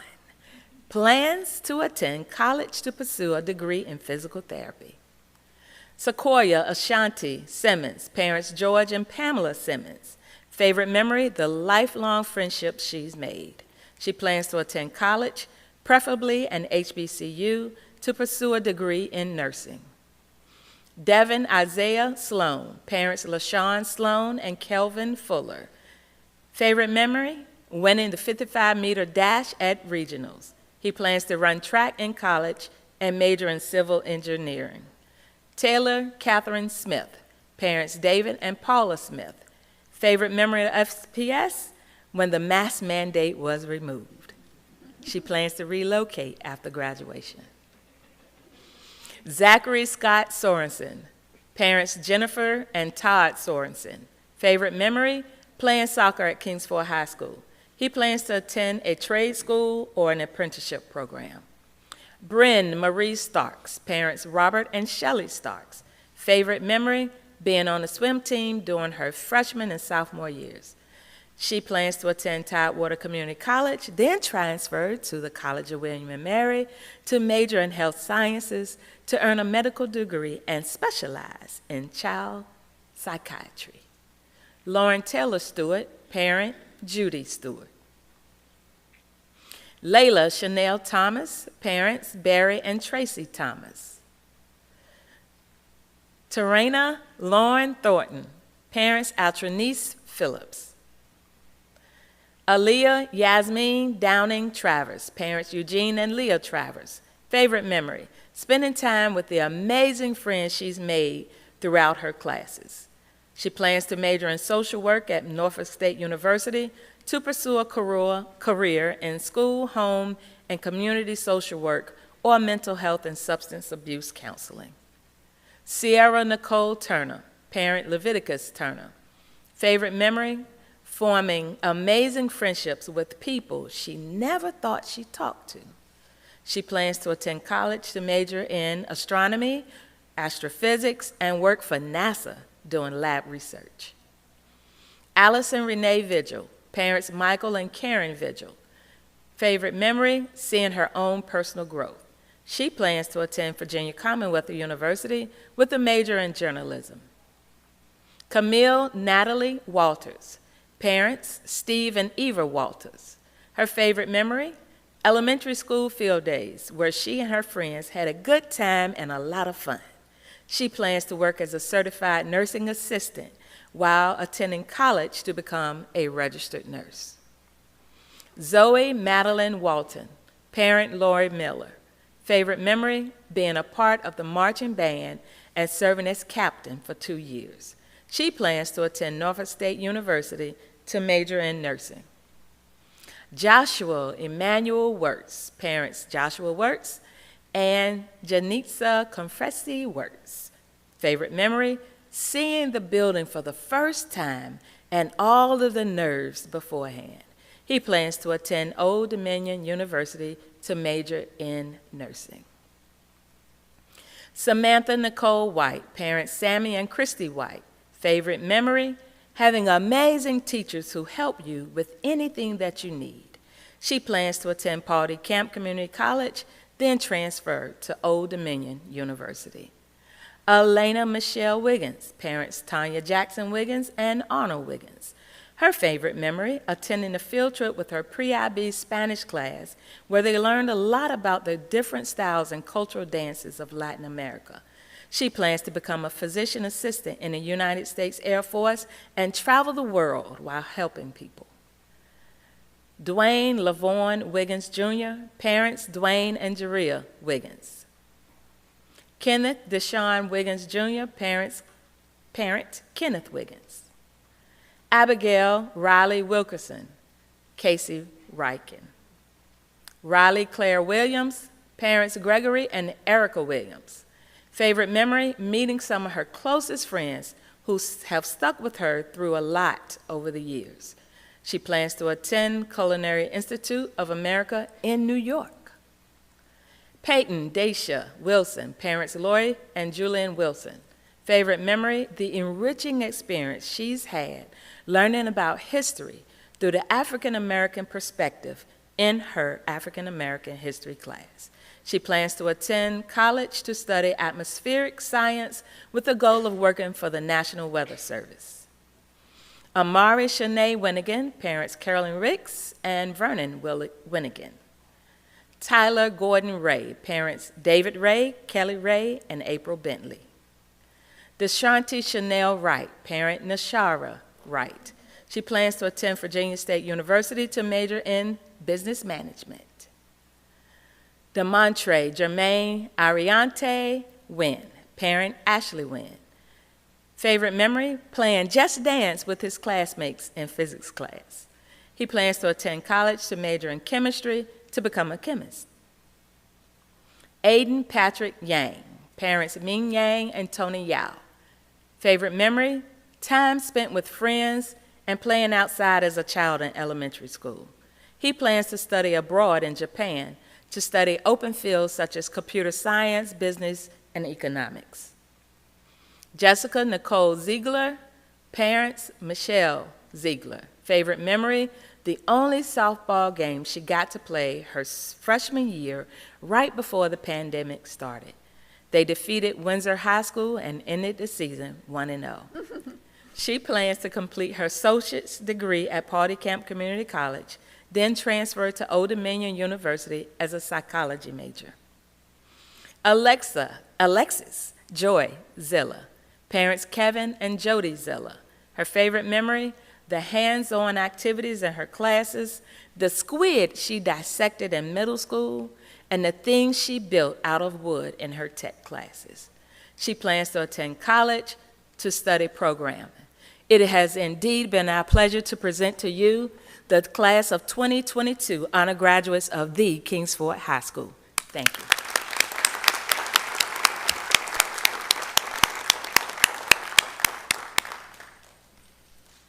Board members, I will first allow those board members who have Kingsford graduates. I will, let me see, the Chuckatuck Borough, the Suffolk Borough, and the Cypress Borough. So, Ms. Stewart. Well, congratulations to all the graduates, all the Bulldogs. I love to see all those biology and chemistry majors, a lot of biology ones, in fact, and nursing. We certainly need people in the medical field. But congratulations to all of you. I know you put in a lot of hard work to be an honor grad, and good luck in the future. Great job. Good job, Bulldogs. Okay, board member Riddick. As a fellow alumni of the prestigious and immaculate Kingsford High School, I just want to say congratulations to all of the alumni graduates and their families and support systems, especially our staff. What this shows is that together we can achieve great things, and I'm extremely proud of all of our students and stakeholders who joined in for so we could achieve this momentous event. I also want to say, as I often say at every graduation session such as this, is the sky is not the limit. There are footprints on the moon. You can soar, you can achieve, you can do whatever you set your mind to. I'm just a call away, email away if you need me. Thank you. Thank you. Ms. Jenkins. I am not an alumni of Kingsford, but I have two daughters that are alumni of Kingsford. So, roof. So I'm just excited, and congratulations to everyone. This was a wonderful village that got you to this point. It took your mother, your father, your uncle, your grandma, your sisters, the dog that didn't eat your homework. It took all of that to get you to this point, and we are proud of you. Whether you know where you're going, haven't decided yet, just make sure you continue to make smart decisions, take care of yourself, make good health decisions, love yourself, love others. Don't let things get into your head that may discourage you. If things don't go the way that you've planned, just make another plan. You've gotten this far, and you will continue to do great things. Thank you to the staff of the school, the bus drivers that got you to the school, the cafeteria workers that made sure you ate, the custodians that made sure you had a clean school to go to. We thank everybody for this success, because again, it takes a village to get you to this point. Thank you. Board member Howell. Just to echo the folks that have gone before me, of course, congratulations. You guys have made it, and to be in your shoes again. As Mr. Riddick said, the sky is not the limit. There are so many exciting things ahead of you, and I just hope you soak it all in. a couple things that stood out to me real quick. I see lots of psych majors, counseling majors, social workers on there, and I can't help but think how maybe this pandemic that's surrounded your high school career might have also shaped your career track. And so for that, I'm thankful that you have an open heart to that great need. And for the couple of folks that said their favorite memory was forming friendships with folks they'd never imagined talking to, carry that with you wherever you go. Keep your eyes and your heart open. Thank you. Ms. Mayo. Yes, thank you, Madam Chair. And I also would like to offer my congratulations to the 2022 honor graduates of Kings Fork High School. It's certainly evident that these special persons have goals and have remained steadfast in their commitment to achieve academic excellence. Certainly, they are commended for their dedication and hard work throughout their high school years. And as I listened to the presentation, I noticed that many of these graduates have been accepted at colleges, universities, and in various programs to further their education. I look forward to hearing about the great things that they are going to accomplish in the future.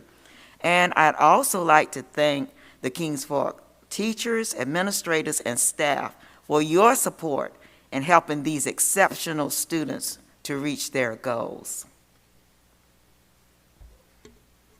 Thank you. And Vice Chair Barrow. Yes, ma'am, Madam Chair. I'm very proud of the 149 honor graduates at Kings Fork High School and $5.5 million already accomplished in scholarship money, and I know they're going to get a lot more between now and June. I noticed many of them spoke of their friendships they had made along the way. That's most important in life. They're the things that you will carry with you that will keep you strong and make you be able to endure the many challenges that you have in life. You mentioned your teachers and administrators who had helped you, and I'm glad that you have taken time to acknowledge those people. And I heard many of them speak of the welcoming atmosphere at Kings Fork High School, and I commend our administrators and teachers for providing that, because that is very important to the student. Congratulations to all of you, and I look forward to seeing all the many promising things that you will do in the future. Thank you, Madam Chair. Thank you all. I just want to add on to that. I want to say to all 149 honor graduates, just keep it up. The thing that came to mind first is the work I've done speaks for me. I said it in an earlier portion of this meeting. The data speak. The numbers speak. $5.5 million is not given to people who don't deserve it. It's not offered to people who don't deserve it. It's not offered to people who don't have the skills, the knowledge, and the ability to use it to the best of their ability. I want to first thank the staff for getting this together, because I know it takes time to get these things together, but I want to thank the staff for your diligence. We've had a rough 3 years, these past 3 years, trying to get this information, but I want to thank you because it took time to get this together, and you presented it so well. So I want to thank you and the other two schools as well.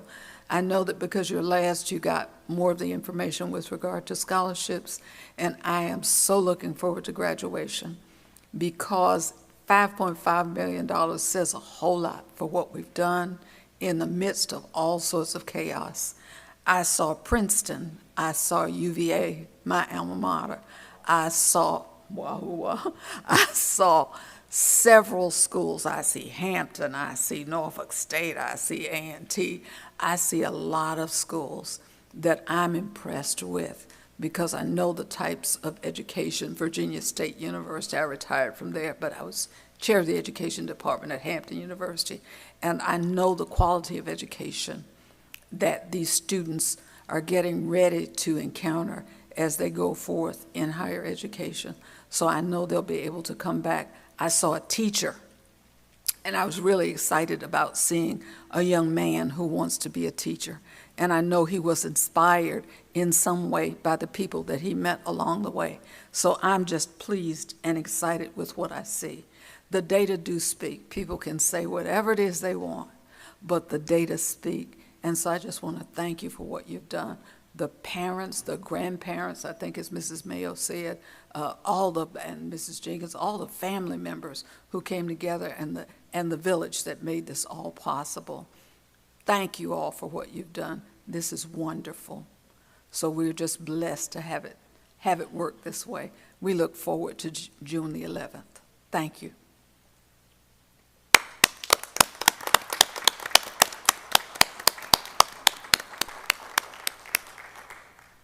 At this time, we're not going to recess the meeting because we've recessed as much as we can recess. At this time, Board Member Story. Go ahead. We'll stand for the pledge. Stand for the Pledge of Allegiance, please. I pledge Allegiance to the flag of the United States of America and to the republic for which it stands, one nation, under God, indivisible, with liberty and justice for all.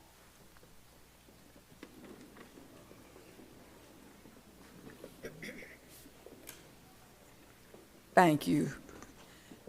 We have some items that board members have requested for the agenda at this time. Madam Chair, Yes. I would request to remove the 3 items that I requested. Those items, the information has already been satisfied in an earlier session. Okay, all right. Not a problem, since you requested them. I do not think we'd be out of order in deleting those. Is that correct, Mr. Waller?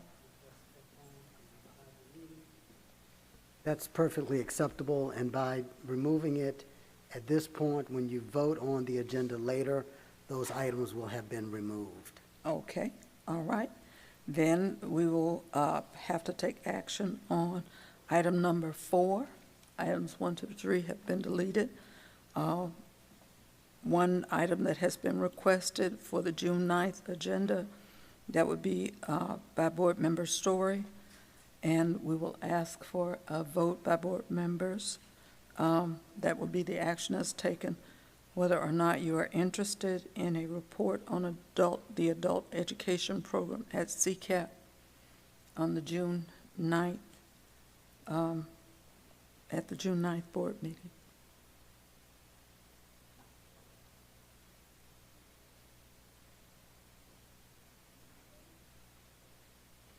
Is this an open time to speak to this? Yes, and then we'll make a motion if you're interested in making a motion. All right, so I would, the motion I would like to make is that we have a report on the adult education program at CCAP for last year, which has been completed. That would be the 2021. And when this year is completed, that at some point, then it would be appropriate to every year annually get a report. So what I'd like to say is that it seems to be in line with what we should receive. So I'm asking for the 2021 adult education program, the evaluation of that program, to be given to the board. And that's my motion.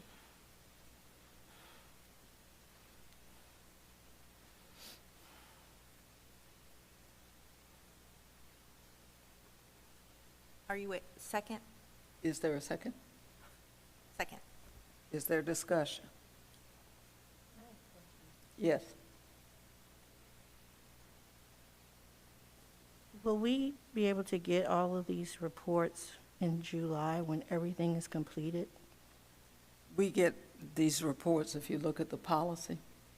The adult education report is a part of the CCAP report.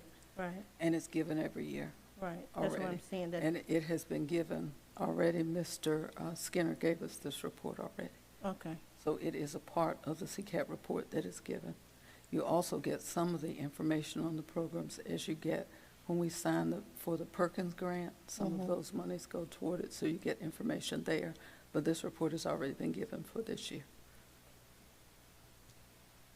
Madam Chair, my question is I'm trying to make sure I'm understanding what Board Member Story is asking.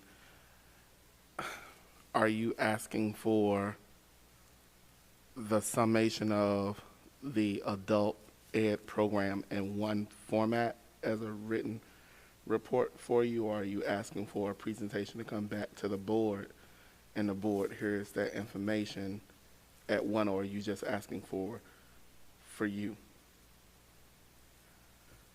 According to how I understand the regulation written is an annual report should be given to the board on the adult education program in particular, and that's how I understand it, to the best of my knowledge. I'm asking it come to the board as a separate report. Thank you. Madam Chair, if I could make a comment. Yes. Board Member Story is correct. Your policy does require an annual report on the adult education program. And when the policy refers to the adult education program, it's referring to those individuals that are over the age of 18 that is not a student enrolled in Suffolk Public Schools, but may be receiving some educational services at CCAP. And that would be in line with your policy. The policy requires an annual report beginning July 1st. The ending date would be July 30th of each year. And so to request the report for the 2021 school year would be in line because the information for that year should already be available.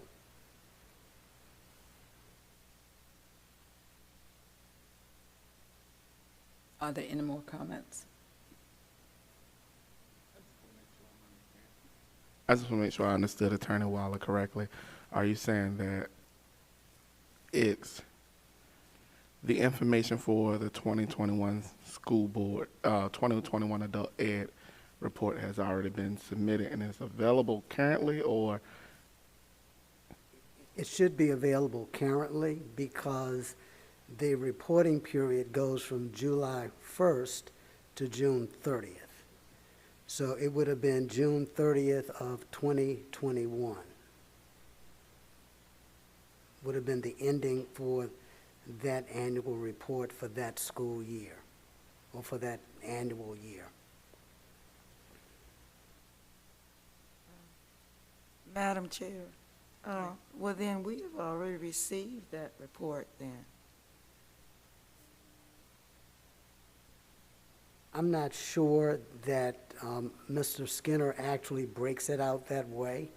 I think the report that Mr. Skinner provides is a report concerning course offerings at CCAP that are for students enrolled in Suffolk Public Schools, not for those that are over the age of 18 that are in adult programs at CCAP. And that's what your policy asks for. It asks for the adult ed report, not the report of those students that are taking classes at CCAP under the umbrella of Suffolk Public Schools.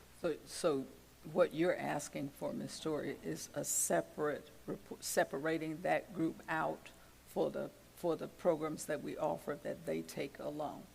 Is that correct? That's what you're asking for, Ms. Story?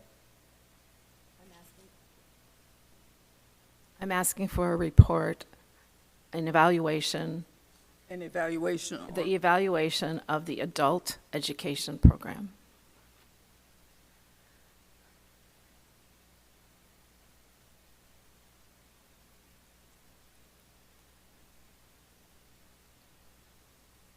And so, board members,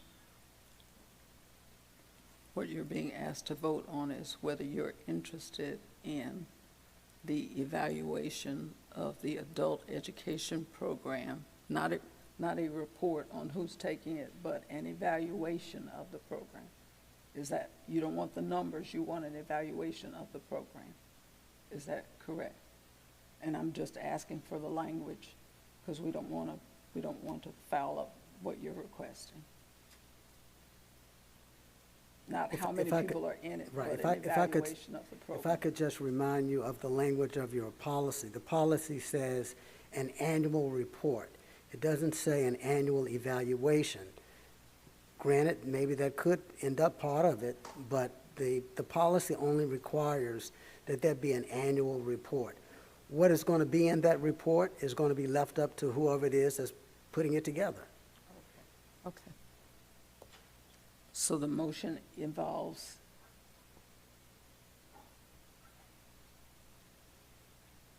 Ms. Doyle, the report or the evaluation of the program. And we just want to be, I just want to be clear on what you're asking for so they'll know how to vote. I'm asking for a report of the 2021 adult education program as required by the regulation in the state code Okay. for Suffolk Public Schools. Right? And that's to be presented in the June board meeting. Now, if it's presented in the June board meeting, it's June the 9th. Okay. And that would be for the 2021 year. And that's what you're voting on, and that's what's been seconded. If you are interested in hearing that report at the June 9th meeting, Madam Clerk, I'm sorry.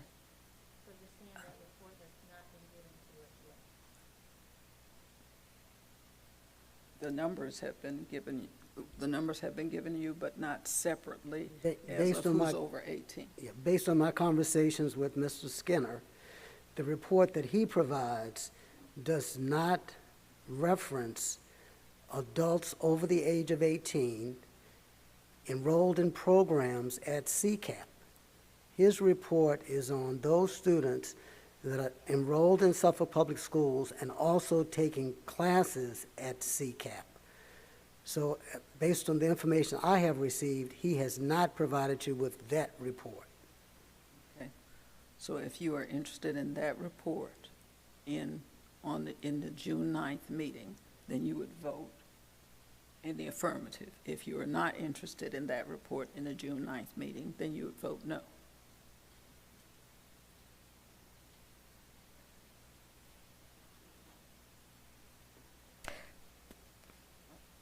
Is that correct? Okay. Board members, please vote. Board Member Howell? Yes. Board Member Jenkins? No. Board Member Mayo? Board Member Riddick? Yes. Board Member Story? Yes. Vice Chair Byram? No. Board Chair Brooksbuck? No. Motion failed. Okay, the next item is a report on how many students attended Saturday Academy on April 2nd, 2022. The reason I asked for this is I'd like to make it, consider it to be part of putting together our SMART goals or strategic goals and whether this program is effective. And so that's why I asked for it, so that we know it before we work on our strategic and SMART goals. And so I move that we have a report on our Saturday academies, and there was one on April 2nd, to see, I'm interested in the attendance and if this is something that the school board would want to consider improving or keep on deck for when we do our SMART goals. So I so move. Is there a second? Second. I have a question. Do you just want the one day? Because we've had Saturday Academy more than April 2nd.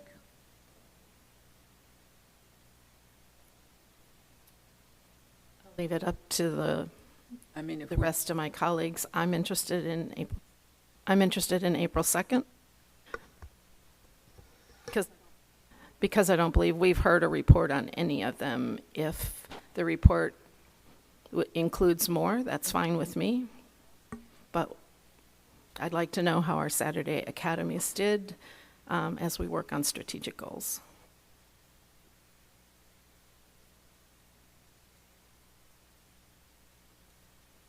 Are there any questions? Any other questions? Our Saturday Academy, I do have a question. Dr. Gordon, Saturn Academy didn't start on April 2nd. It started before that, I know, because I encouraged parents to join. So I would think that, for me, I'd need to know how the whole program worked, all of the attendance, not just one day. If I can't talk for anybody else, if I were looking at whether to continue it or not, I would look at how it works overall. And was April 2nd the last day? Did I miss something? Was that the last day? I'm going to call Dr. Branch up. One of the things as Dr. Branch is coming to the podium, we were going to present this information to you all anyway with our end-of-the-year reports on all of our programs. That's what I thought. But Our SPS Saturday Academy began on October 16th, 2021. It was held bi-weekly every other Saturday through April 2nd. April 2nd was the final date. okay, thank you. Thank you. Okay. Madam Chair, I concur with your opinion. If it's going to be a summation of the program so we can holistically look at it, I agree. I would be in favor of that. But to isolate it as one day, I don't see the point of the one day. So I would like Dr. Gordon to clarify when this report is going to be given to the board. We were planning on giving that report to the board in July as we begin to show which programs will continue for next year. I will also mention that program in my visioning presentation that I plan to give to the board in June. So based on that, I withdraw my motion and I withdraw my request for number 5. All right. So the next one is the report or update on critical shortage of teachers and administrators by subject. That's number 6, and it's a request from Board Member Story. So I see that we're given a report this evening that has that information in it. I assume this is what was turned in. Did everyone get that? Have it, everybody got what, everybody has the same material. Okay, then, thank you for that report, and I withdraw number 6. Number 7, then, report on the number of classrooms with long-term substitutes.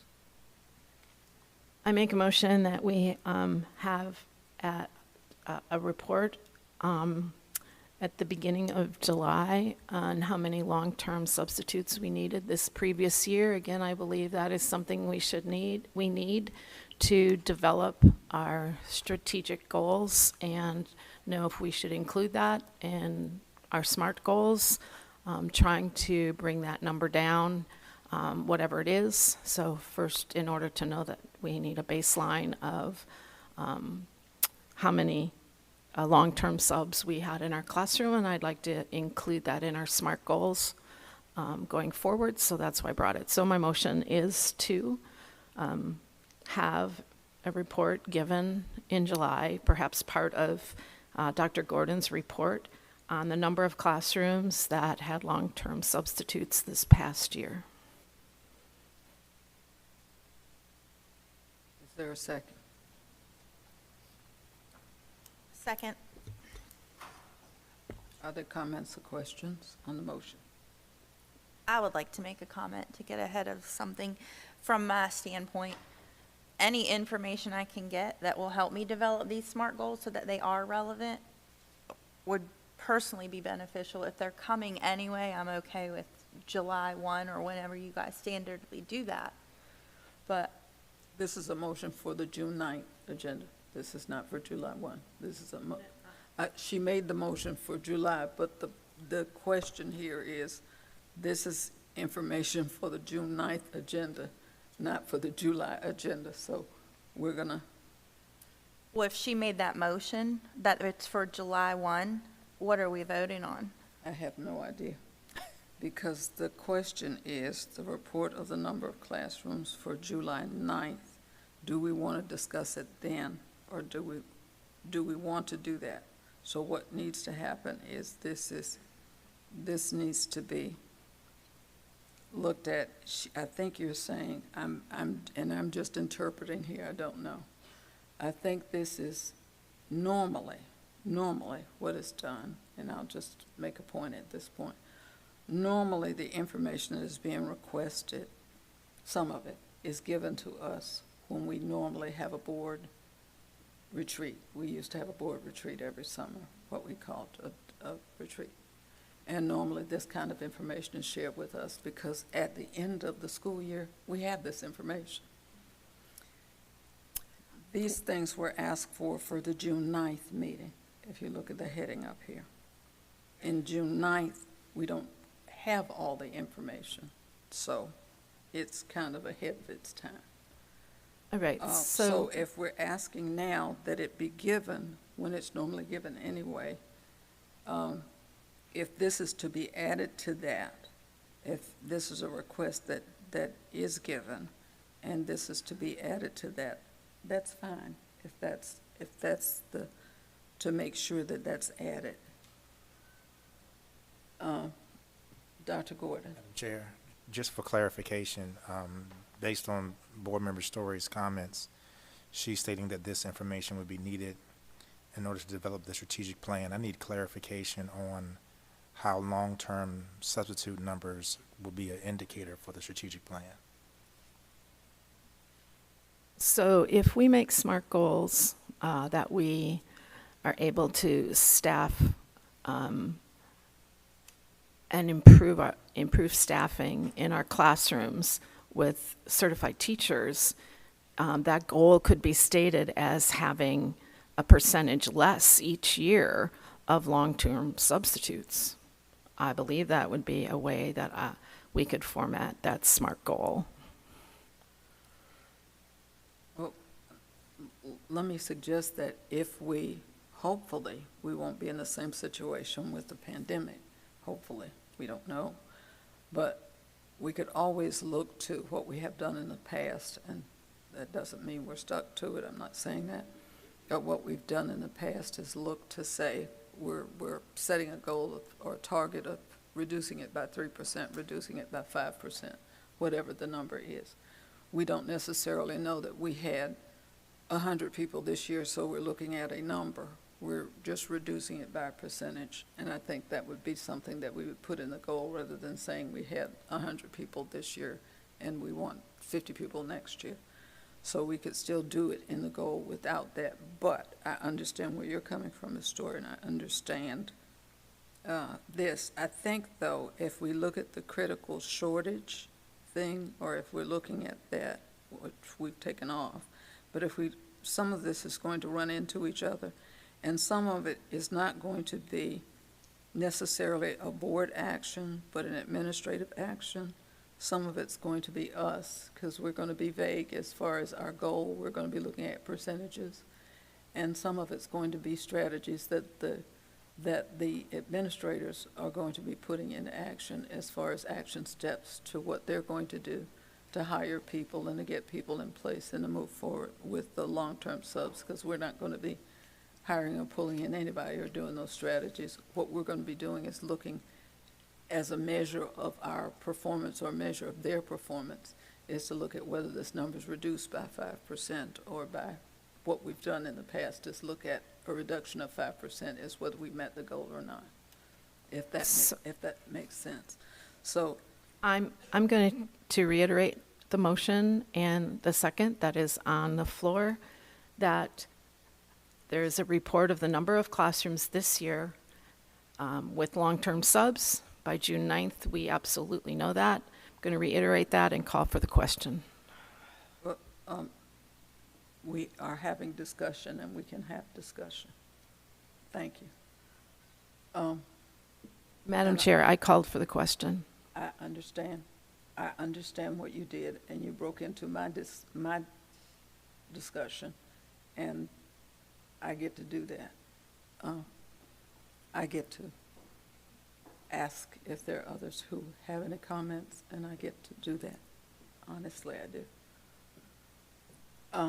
So, in response to what you were saying, Board Member Howell, we do have a mechanism for that, and we look at it in a different way. Okay?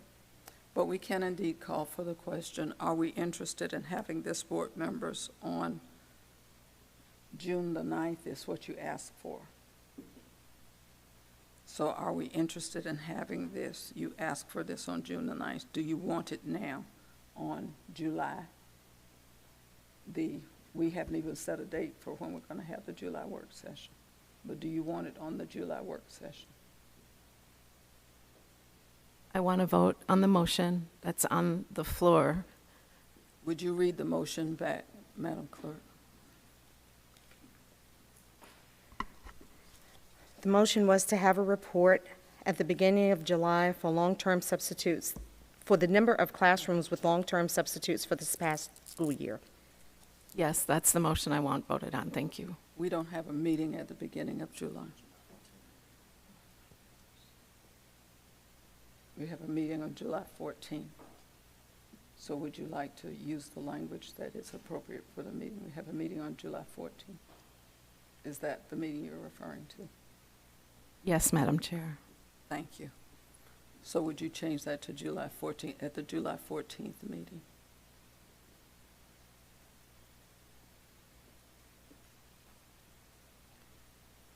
Board members, please vote. Board Member Howell? Yes. Board Member Jenkins? Yes. Board Member Mayo? Yes. Board Member Riddick? Yes. Board Member Story? Yes. Vice Chair Byram? Yes. Board Chair Brooksbuck? Yes. Motion passed. For number 8, I withdraw number 8. I withdraw my request. We are at action on the closed meeting item. Madam Vice Chair, thank you. Madam Chair, I move that we accept the recommendation of the Student Services Committee in Student Appeal 21-22-3. Is there a second? Second the motion. Madam Clerk? Board members, please vote. Board Member Howell? Yes. Board Member Jenkins? Yes. Board Member Mayo? Yes. Board Member Riddick? Yes. Board Member Story? Yes. Vice Chair Byram? Yes. Board Chair Brooksbuck? Yes. Motion passed. This time we need a recommendation to approve the agenda. Madam Chair, I move that we approve the agenda as presented. Second. Thank you. Board members, please vote. Board Member Howell? Yes. Board Member Jenkins? Yes. Board Member Mayo? Yes. Board Member Riddick? Yes. Board Member Story? Yes. Vice Chair Byram? Yes. Board Chair Brooksbuck? Yes. Motion passed. At this time, we will have public speakers on agenda topics. Our first public speaker is a former board member. Would you please read our rules as she comes forward? Welcome. You come on up to the mic. You can come up to the mic. Mayor Johnson.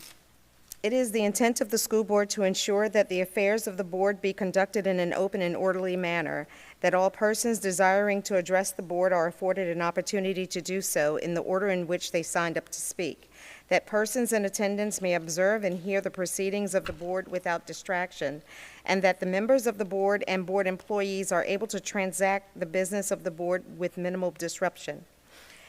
Any person addressing the board shall, 1, confine their comments to matters germane to the business of the school board of the city of Suffolk. 2, refrain from words or statements from their usual construction and common acceptance are construed as insults intended to incite violence or breach of the peace. 3, refrain from obscenity, vulgarity, or other breach of respect. 4, comply with the time limit for public comment as set by the board, which can be up to 5 minutes, unless the board, through the exercise of its discretion, decides to allow less than 5 minutes for public comment. 5, refrain from cumulative or repetitive remarks. And 6, refrain from making any comment regarding any pending student discipline or employee grievance matters. The appropriate forum for such matters is the applicable administrative hearing, provided by state law or, where appropriate, court proceeding. Expressive activities including but not limited to petitioning, picketing, displaying signs or posters, solicitation, demonstrating pamphlets, pamphlet distribution, and conducting polls shall not be permitted in the waiting areas and corridors of any school building in which the board is meeting. Persons addressing the board may deliver to the board or its clerk written materials including reports, statements, exhibits, letters, or signed petitions, and may also make use of any chart or graph during their verbal presentation. The school board welcomes comments from the public as appropriate. Board members will listen to public comment but will not comment, deliberate, or take action on them. The school board chair may direct the superintendent to investigate items and report back to the school board at a subsequent meeting. The chair or other presiding officer shall preserve decorum and shall decide all questions of public order subject to appeal to the board. At the request of the chairman or superintendent, a city police officer shall act as sergeant at arms at tonight's board meeting. The officer shall, under the direction of the chairman, superintendent, or other presiding officer, have charge of the auditorium, the waiting areas and corridors adjacent thereto, and shall prevent disorder or interruption of the business of the board. Please state your name and address before speaking. Good evening. My name is Linda Johnson. I'm 2748 Windjammer Road. I'm from the Sleepy Hole Borough. Madam Chair, Madam Vice Chair, board members, Dr. Gordon, Mr. Waller. Good evening. I come before you tonight to express my concern for what I see as a slippery slope that I'm afraid that we are standing on the edge of. It is the decision of whether or not you as a board should approve, or more so disapprove, literary works used in the approved courses of Suffolk Public Schools. Tonight I'm speaking specifically of the book Walk Two Moons by Sharon Creech, a Newbery Award-winning book. At the last meeting, Board Member Story brought attention to the book, saying it had violence in it and talked about chopping up people. Nothing could be further from the truth. Furthermore, Board Member Riddick then went on to say students didn't need to read anything depressing or negative because kids had enough to deal with. And I don't disagree that kids have a lot to deal with, but I decided to read the book. The book addresses one of literature's two most central themes, death and all of the emotions associated with loss. Anger, sadness, grief, and the road to acceptance. It is the story of two girls who have lost their mothers and how the main character becomes aware of her own emotions by helping her friend.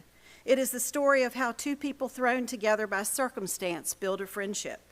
It is also a story of how family, especially the grandparents, take her on a journey that helps her to understand love and loss. There are funny parts, there are sad parts. And yes, there are some imaginative conversations among the girls where their imaginations do run wild, making up a story about a neighbor whose last name is Cadaver. Overall, the book is about family, friendship, and how we can help those we love to overcome life-changing events. Having studied and taught British and English Lit, I must ask you, if we don't want children to learn about love or death or all of the emotions of these themes, what else will be off the list? Shakespeare? Poe, Faulkner, Grimm's fairy tales, Harry Potter. The list will go on. Reading books of all kinds awakens the imagination, makes one question all facets of life, carries the reader to faraway places, and gives them experiences that they perhaps would never have anywhere else. I know that. I've done a lot of journeys through books. It tells us how to respond. It tells us how to not be alone. And it's also telling us how big this world really is. Books can be a child's best friend. And with the aid of a good teacher's guidance, a book will turn that child's life around. Perhaps the greatest literary work of all times, the Bible, is filled with violence, evil, sin. And I'm sure no one should say that we shouldn't read it or teach it. I ask you to please end this conversation tonight. Look at those who know the value of books being used and the lessons being taught in them. Let them select the materials for their courses. Let those who have read the books tell us and select them. If a parent has an objection, surely they can opt out. It is very important that you remember that you are a public school board. Public schools should not teach any slant. They should not appeal to any segment or attempt to please any line of thought. Public schools should teach in manners considerate to all students. Public schools and its teachers teach to open and expand children's minds, not to close them. To teach children to think for themselves, not to indoctrinate them. I was a graduate of Suffolk Public Schools, and my teachers did just that for me, and I trust they still do. The school board nor anyone else should interfere with that process. And in short, take a quick history lesson, and it will show you the damage of what starting to control books can do. I suggest you start with Germany. You can read about it. Thank you so much for your time. Thank you.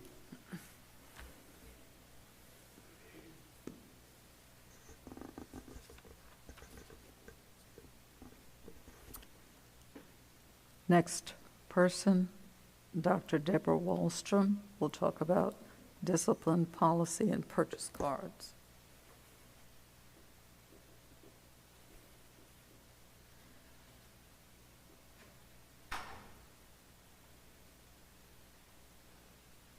Dr. Wallstrom.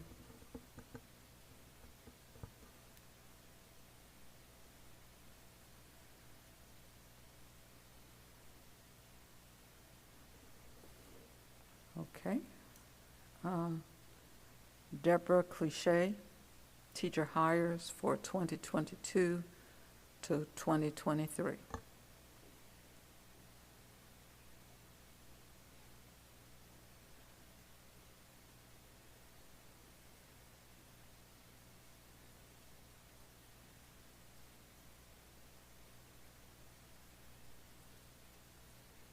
Good evening, school board members, superintendent, and parents.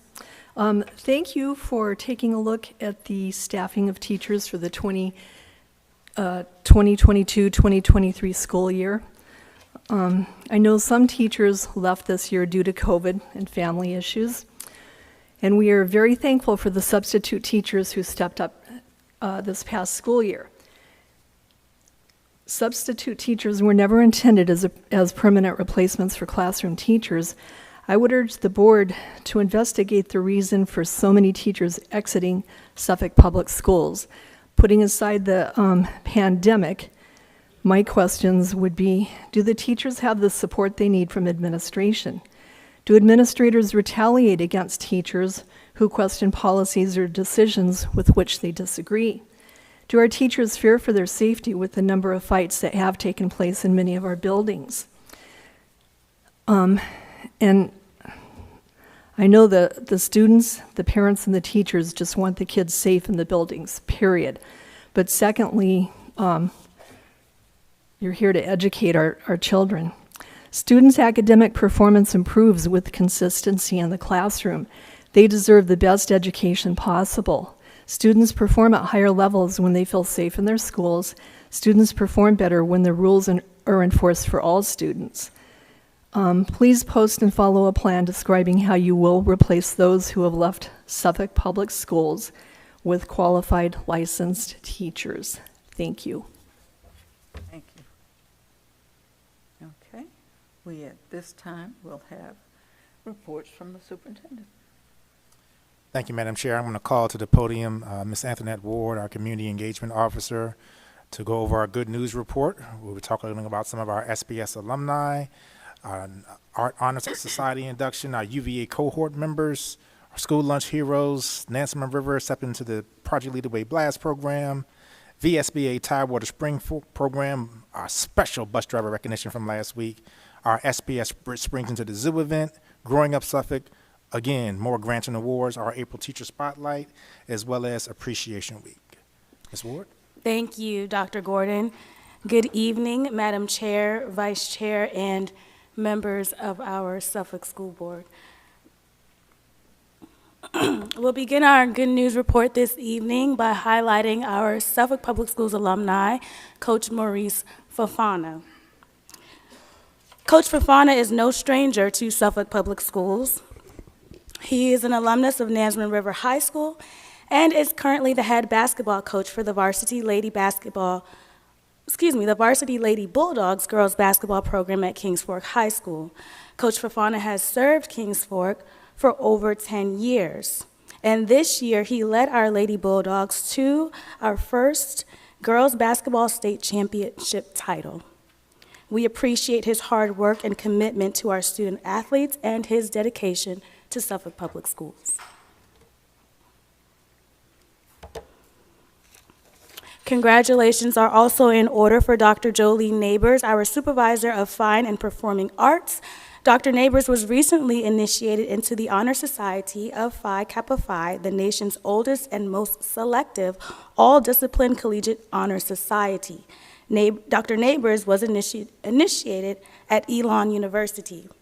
Graduate students in the top 10% of the number of candidates for graduate degrees may also qualify, as do faculty, professional staff, and alumni who have achieved scholarly distinction. Phi Kappa Phi was founded in 1897, and today the society has chapters on more than 325 campuses in the United States, its territories, and the Philippines.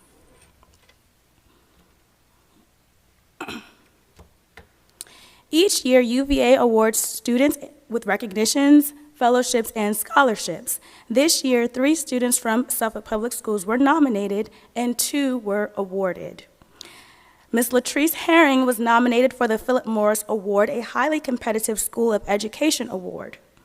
The 2 program award nominations in the Educational Leadership Foundations and Policy Department were Kayla Jackson and Dawn Roundtree.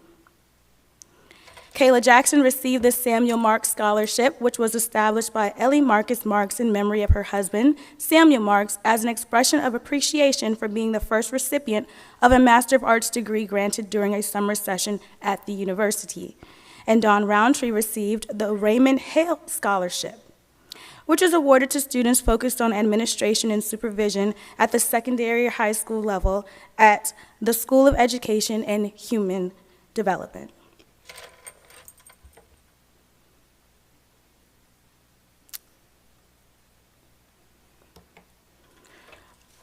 No Kid Hungry Virginia requested nominations for school lunch heroes in local communities. They received participation from parents, teachers, principals, supervisors, and superintendents, and received over 50 total nominations. From our Suffolk School Division, Mrs. Knight was nominated as our division school lunch hero, and Mrs. Knight will be added to the No Kid Hungry Virginia Hall of Fame and will be featured on their social media pages. If you'd like to check her out, their social media handle is at No Kid Hungry VA. And this is the nomination that was submitted for Miss Knight. It's very thoughtful, very heartfelt. Angela Knight is a manager in one of our largest elementary schools. Her school was currently awarded the Blue Ribbon. Northern Shores Elementary School was one of the top 3 schools in the nation to be selected from the Dairy Alliance during National School Breakfast Week. Her school was awarded with her updated milk barrels and carts to accent the grab-and-go carts for breakfast. Angela is a positive manager with a can-do attitude. She's always willing and able to help other managers in schools with anything needed. Angela Knight is a superstar and role model for our entire district when it comes to her kind soul. She never has a bad day at work and continues to strive to be the best.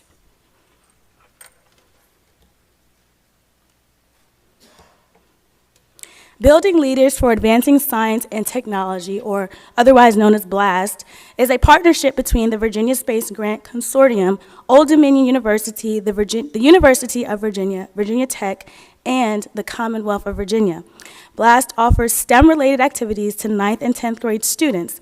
The following 9th grade students from Nansemond River were accepted into the BLAST program: Jaden Harrell, who will be attending Old Dominion University for the program, and Matthew Massot, who will attend Virginia Tech for the BLAST program.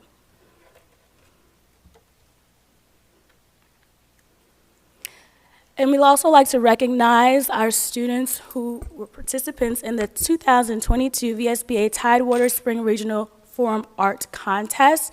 Ms. Paige Lynn Siebels, who was the 2nd place winner in the middle school category for her artwork. She attends John Yates Middle School.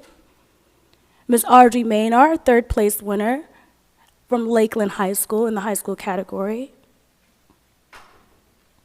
And Ms. Evie Thornton, who was a participant at the elementary level, and she attends Elephants Fork Elementary.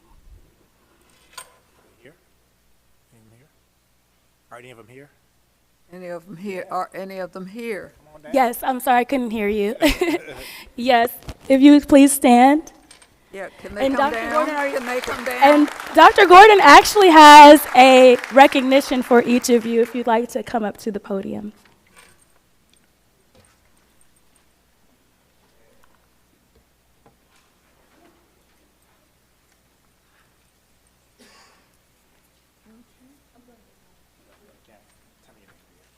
Hey, Paige.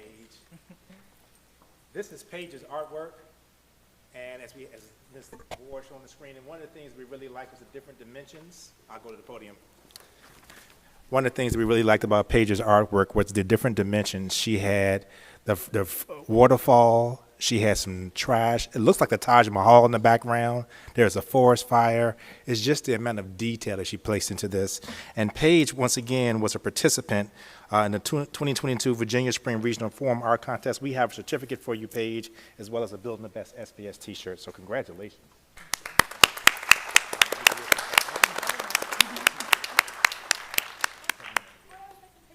Paige, you can take a picture. Come on. And Paige, while they're doing that, we just want you to know we were cheering for you when all the other school board members from the whole Tidewater District were online and the people from Virginia School Boards Association. We were cheering for you all because we're very proud of you.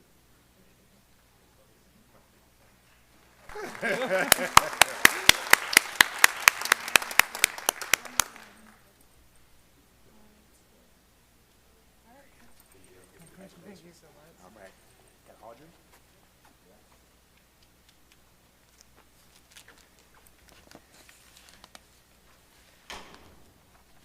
Audrey Maynard has such great talent. Yes. The eyes. And what we Yes. really loved Yes. about this was the depth of the freckles and the tears. It really shows the amount of detail that she placed into this. So, Audrey, we want to thank you for participating as well. I think you have some family members here. They're recording over there. So if That's y'all want to right. come down here and take a picture, you can do so as well. Congratulations, Audrey.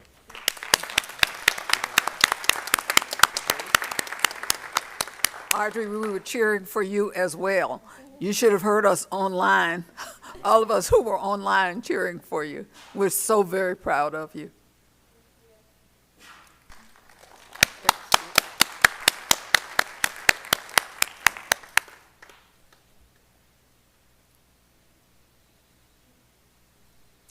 And Madam Chair, our third member had to leave. I spoke to her dad early, who was our participant as well. We really love the butterflies. We're going to make sure that we send that to her school tomorrow. I'll turn it back over to Ms. Ward. Good. Evie.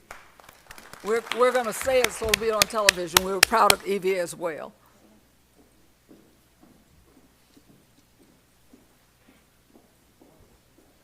All right, thank you, Dr. Gordon.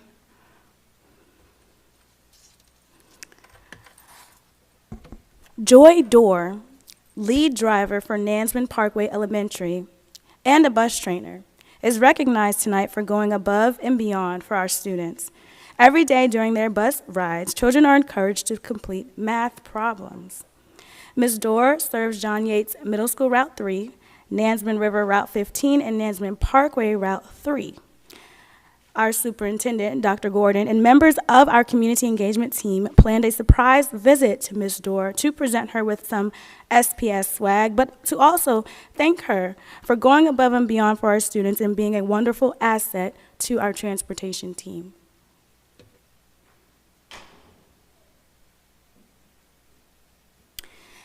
Ann McCoy, Supervisor of Employee Health and Physical Education, understands that social and emotional resources are just as necessary for staff as it is for students.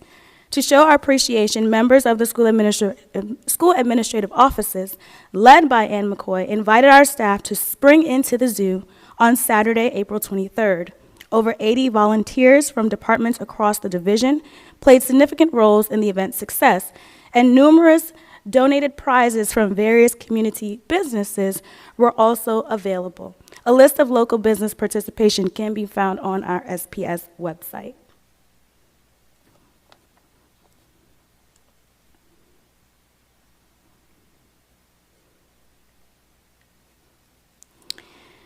Next, we'd like to highlight our Growing Up Suffolk event. So this event focuses on providing pre-K and kindergarten parents with valuable information on starting school and offering fun, interactive activities for the whole family. The Growing Up Suffolk event collaborates with the Suffolk Early Childhood Development Commission, the Suffolk Public Library, and Suffolk Public Schools. Families can complete the online portion of the registration for pre-K and kindergarten. They receive a tour of various classrooms in a school building and ride a school bus through the neighborhood. The fun family activities include an inflatable obstacle course, parachute games, block building play areas, story time, planting a plant to take home. The list goes on, seeing a fire truck up close, and many other fun games for children ages 1 through 8. The first event was held at Creekside Elementary on Saturday, May 7th. The second and final event will be held at Booker T. Washington Elementary on Saturday, May 21st from 11 a.m. to 2 p.m.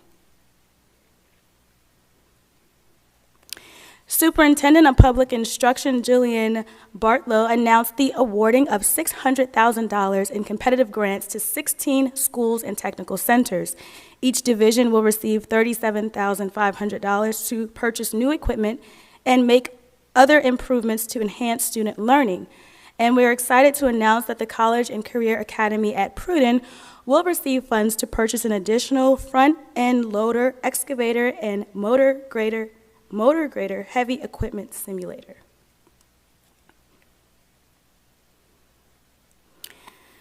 We'd also like to recognize our teachers who were featured in the April Teacher Spotlight. Ms. Brittany Joyner from Kings Fork Middle School, Dwight Buckles from Kings Fork High, Jalil Nelson from Lakeland High School, Elizabeth Riley from Hill Point Elementary, Ashley LeGrand from Southwestern Elementary, Jerry Ann Goya from Elephants Fork Elementary, Cynthia Quessenberry from Oakland Elementary, Ryan Carl from Nansemond River High, and Casey Clark from Kings Fork Middle.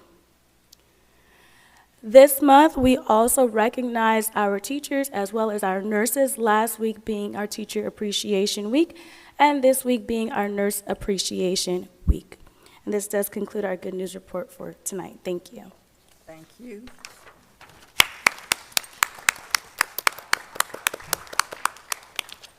We have a calendar of special events, Mr. Superintendent? Yes, we do. And before I get to the calendar of special events, my team does a tremendous job of making me aware. I understand that we have Ms. Knight here. Is Ms. Knight in attendance? Ms. Knight, come on down to the podium here. Yes.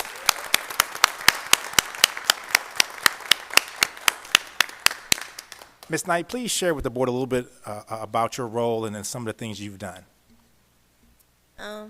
My name is Angela Knight. I'm the cafeteria manager at Northern Shores Elementary School.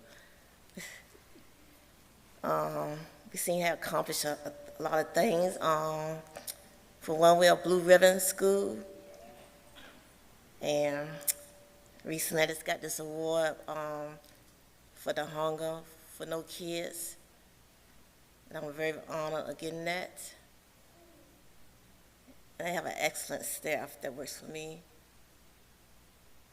Ms. Knight, I just want to thank you so much. When I was told you were here, I'm not sure if you all know this, but I know that Dr. Buck does.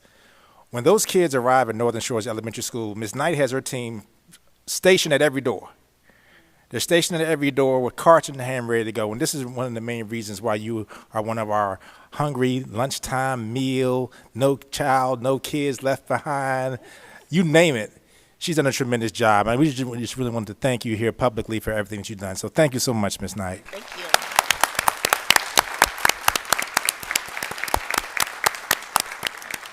This really goes to some of the things that Ms. Jenkins was talking about. It really does take the entire team. Madam Chair, I want to talk about National Physical Fitness and Sports Month, which is this month for the month of May. Today was the Little Feet Meet. Hope everybody had a chance to see the video. I went to both Elephants Fork and Hill Point Elementary School today to see all of our young athletes in competition. Health Professionals Week, May 9th through the 13th. Early dismissal for students, May 11th, which was yesterday. Our next one is May 25th. We only have 2 of those left. Memorial Day, May 30th, no school for students and staff. Our last half day will be June 8th. Our next school board meeting will be June 9th. Graduation is coming. We are 30 days away. Nansemond River High School will graduate at 9 a.m., Lakeland High School at 12:30 p.m., Kings Fork High School at 4 o'clock p.m. at Chartway Arena in Norfolk, Virginia. We will also remind everyone of that again next month, but we want to make sure that we announce that to the public to be placed on your calendars. We have also increased the number of tickets, so I'm sure that our graduates would be happy to hear that. That concludes my calendar of events, Madam Chair. Thank you, thank you. And just before we do the consent agenda, we have some introductions to make. Do you want to do that? Oh, at the end. Okay, we'll move it to the end.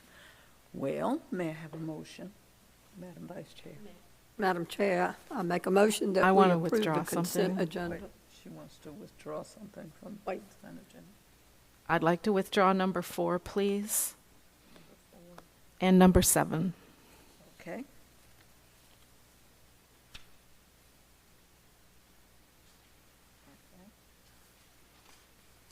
With the number 4 and the entire report.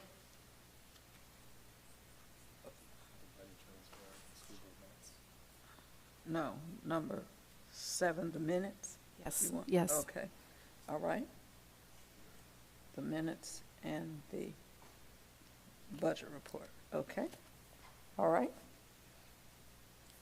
With the adjustments, we are approving the consent agenda with the deletion of number 4 and number 7, and we'll add those to new business as items 11 and 12. Okay? All right? Yes. Madam Chair, I make a motion that we approve the consent agenda, items 1, 2, 3, 5, and 6. Okay. It's been moved and seconded that we approve the adjusted consent agenda, the amended consent agenda. Other question? Okay. Madam Clerk? Board members, please vote. Board Member Howell? Yes. Board Member Jenkins? Yes. Board Member Mayo? Yes. Board Member Riddick? Yes. Board Member Story? Yes. Vice Chair Byram? No. Board Chair Brooks Buck? No. Motion passed. Yes. The superintendent has some announcements to make.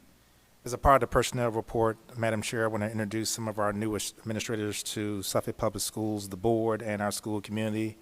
First, I'm going to bring up the new principal at Florence Bowser Elementary School, Dr. Shalise Taylor. Dr. Taylor has a Doctor of Education from Liberty University, a Certificate of Advanced Studies also from Liberty, Master of Education from Liberty, Bachelor of Science from ODU.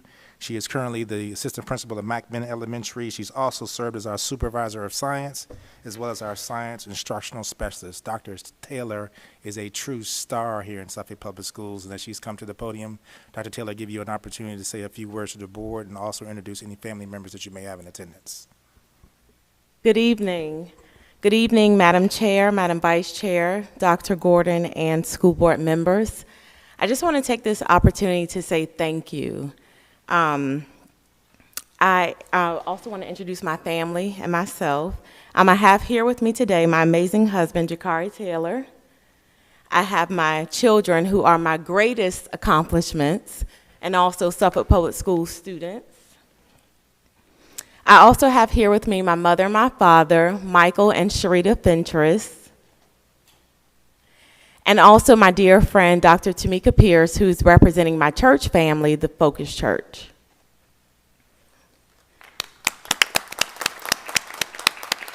As Dr. Gordon stated, I started my career as a special education paraprofessional and then went on to be a middle school teacher, high school teacher, K-12 science specialist, director of Governor's School, a supervisor of science, and most recently, assistant principal at Macmillan Junior Elementary. And so to Principal Rose and my Macmillan Junior family, thank you all for your encouragement and support.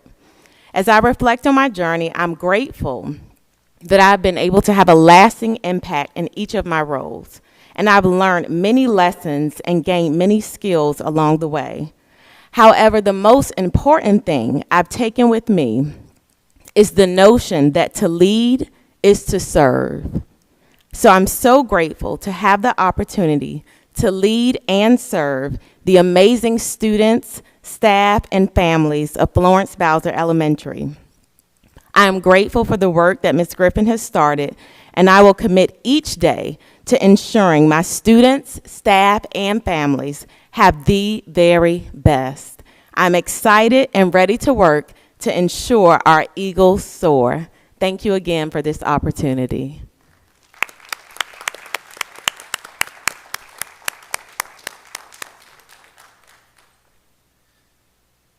Next, Madam Chair, I'd like to introduce Ms. Lori White, principal at Lakeland High School.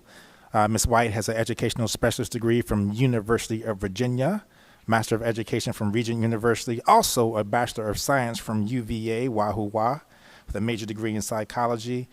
Ms. White is currently the principal at Northern Shores Elementary School, and I have asked her to take on this new role. Ms. White, I'll give you an opportunity to greet the board as well as introduce any family members that you may have here in attendance. Yes, sir. Thank you, Dr. Gordon, and good evening. Madam Chair, Dr. Brooks-Buck, Vice Chair, Ms. Bynum, board members, Ms. Howell, Ms. Jenkins, Ms. Mayo, Ms. Story, and Mr. Riddick. I would love to introduce my Suffolk family to my family, my heart and soul. I do have my husband, Russell White, here with me tonight.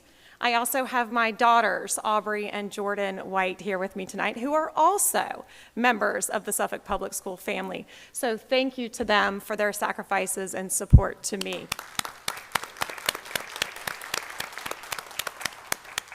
I am incredibly humbled and honored to be standing in front of you all tonight with this new opportunity to grow as a professional, as an educator. This board has repeatedly supported my efforts and my growth as a leader in this division, and for that I am tremendously grateful. I will always value the fact that you all continue to entrust me with our most valuable assets, our children and our youth, and they are my why. They are why I show up to work each and every day, and I look forward to joining the Lakeland family. I look forward to developing and nourishing new relationships. I look forward to learning and growing with them, and I certainly look forward to all of our future successes. So thank you all for this wonderful opportunity.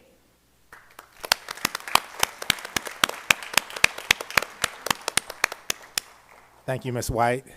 And so when we made the announcement in Northern Shores Elementary, we had a staff survey, some additional conversations because we had recently completed a principal pool. And this morning, we went to Northern Shores, and I enjoyed playing a little trick on the team by telling them that the new principal was outside in the hall, when actually the new principal was right there in the media center with them.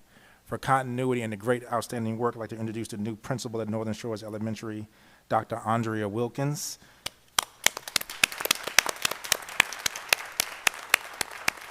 Dr. Wilkins has her Doctorate of Education from Nova Southeastern University, a Master of Education from Regent, a Bachelor of Science from Norfolk State. As I said, she is currently the Assistant Principal at Northern Shores Elementary. She's also served as a Dean of Students at Oakland, as well as a Work Plus teacher at the College and Career Academy at Pruden. Dr. Wilkins, I'll give you an opportunity to greet the board as well as introduce any family members that you may have in attendance. Thank you. Madam Chair, Vice Chair, members of the board, and Dr. Gordon. I am blessed to be here. I have part of my tribe here tonight, my beautiful and supportive mother, Cynthia Royster,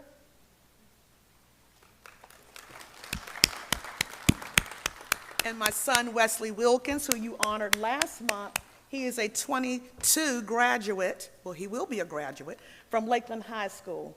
I am very proud of him. Everybody that knows me knows that. And I also have the other part of my village in Leesburg watching tonight, my brother Patrick, his wife Angie, and the kids. I could not do this without any of them. My support system is strong. I also want to thank the board for your confidence, my Suffolk Public Schools family, and everyone who has helped me on this journey. I am proud to continue the Blue Ribbon status and the legacy that we started there at Northern Shores. Collaboration, community, and commitment. Thank you so much.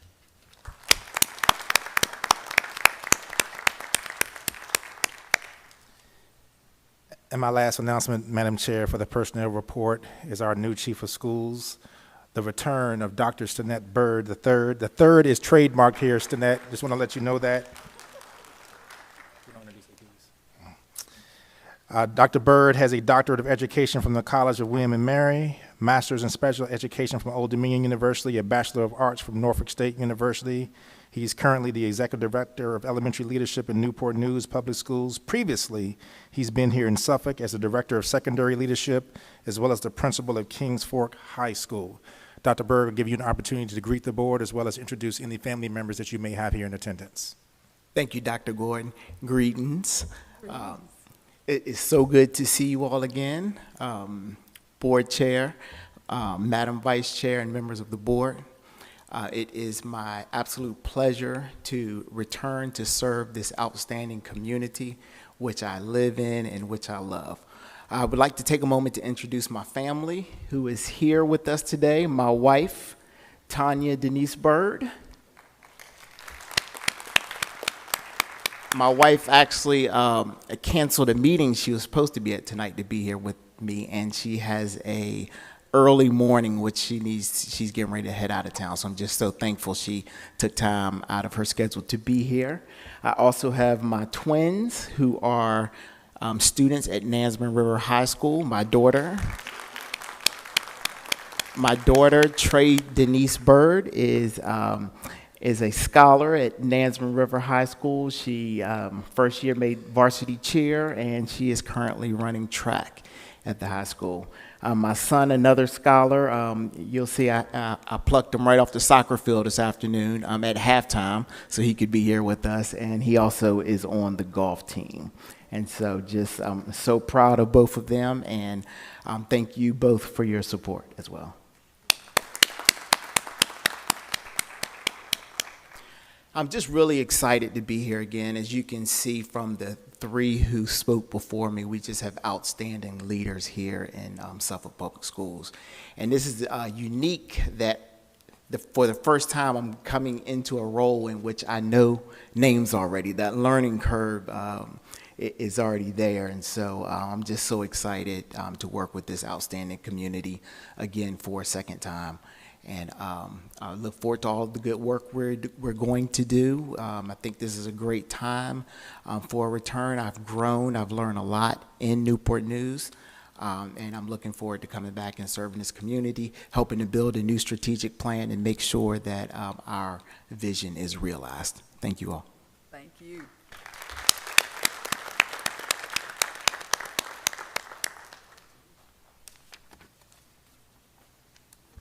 Thank you all. Thank you all. We look forward to working with you. Now, I do need to say this, Ms. White. Well, what can I say? All right. I'll get to see you at Lakeland, and I do want you to know, I know that you will do a wonderful job. When I started working with the board, you were at JFK. And so you've moved from JFK to Northern Shores and to Lakeland. I know Dr. Wilkins as well, and so I have no doubt that we'll continue the great work we're doing. I didn't get a chance to say anything to our wonderful cafeteria manager and leader in our school, but I do want to say this since I do have the mic. Thank you for the wonderful job you do, and every time I've walked into Northern Shores over the years, it's been a welcoming place in the cafeteria, and I think that makes such a difference to children as they come in. And you didn't know who I was when I first walked in there, and it did make a difference in the way that you responded to people as they came. That's what makes a difference. Welcome to all of you, and congratulations, Dr. Bird. It's wonderful to see you again, and we just look forward to bigger and better things all over. Congratulations to all of you. Next thing on the agenda. We have gone on. The unfinished business. Madam Vice Chair. It is an action item. Yes, ma'am. I make a recommendation that we approve the 2022-23 book list for middle school courses. Second. Madam Chair, I would like to have a point of privilege here. You can have some discussion if you'd like. Okay. I just want the record to be clear that at our April 7th meeting, Board Member Tyron D. Riddick Sr. did not ban any books. I wanted to have an opportunity to read the book myself, in which I did. So I want to say thank you to everyone who did give me a call and was concerned about the slippery slope. I appreciate you, but I want the record to be clear. I did not ban any books. I just asked for the books to come back at a later date, in which they are here today. Thank you, Madam Chair. Thank you. Are we ready to vote? Yes, Ms. Doris. So I'm really appreciative of the books that came back. I think I looked into all of them. They were very good. It says courses here. I would like to be able to see the new middle school course, which was on history, and whether those books didn't come, whatever, I don't know if they're using, what they're using for supplement or what they're using for the curriculum, but we haven't seen that yet for those curriculum books. One of the things, wait just a minute. Dr. Lawson Davenport, can you give us a minute for some discussion, since this is a motion that's on the floor? One of the things that we talked about, and I think one of the reasons we had the speaker, and one of the reasons that we talked about this is, unless we are going to read all of the books for all of the courses, I think it's time for us to have this discussion and have this moment to say, and I won't take more than 10 minutes, which is what is allowed. Unless we're going to read all the books for all the courses, it's time for us to either table this kind of, not table forever, this kind of discussion, or stop it. We have a staff that's highly qualified to read the books. We have the people to filter the books. We did last time meet and talk about deleting a book, and we were totally in error deleting the book. Totally and absolutely deleting the book from the reading list. If we didn't hear anything else, we heard, if you listened, a discussion about what we could delete. Now, if I told you a story about a young woman who lived with 7 men who were not her husband, and then another man, after she got high, kissed her and woke her up, you wouldn't know that I was talking about Snow White and the 7 Dwarfs, but I was. Now, if we're going to start this, we can get into a very slippery and silly slope about doing this. If we're going to read the thousands of books that could possibly go with all of our courses, then you're going to have a busy summer if they've got to bring all the books before us, line them up, and all of us have to read them. The other thing is, are we qualified to read them and go through them and decide what should be and what should not be? We have a motion before us to approve the book list for middle school courses. We have a qualified staff that will go through these things and determine what should be on that. That is the motion that is before us, and it's been seconded. Well, that's fine. During this discussion, I would like to know the books that are for the history class before I approve them, and what curriculum, what are they using, a textbook, or do they have a list of books as well? Madam Chair. Are there other questions? Since you've spoken, I'm going to give other people a chance, Sure, and I'll come back that's to you. Are there other people who have comments? Okay, Mr. Riddick, do you have a comment? Yes, ma'am. I just, again, in an effort for transparency, for accountability purposes, I want the record to be clear and note that I am not trying to ban any books. When I made the motion to approve the curriculum and require the books to come back, because I do believe that as a board member, it is our responsibility for whatever content we do approve.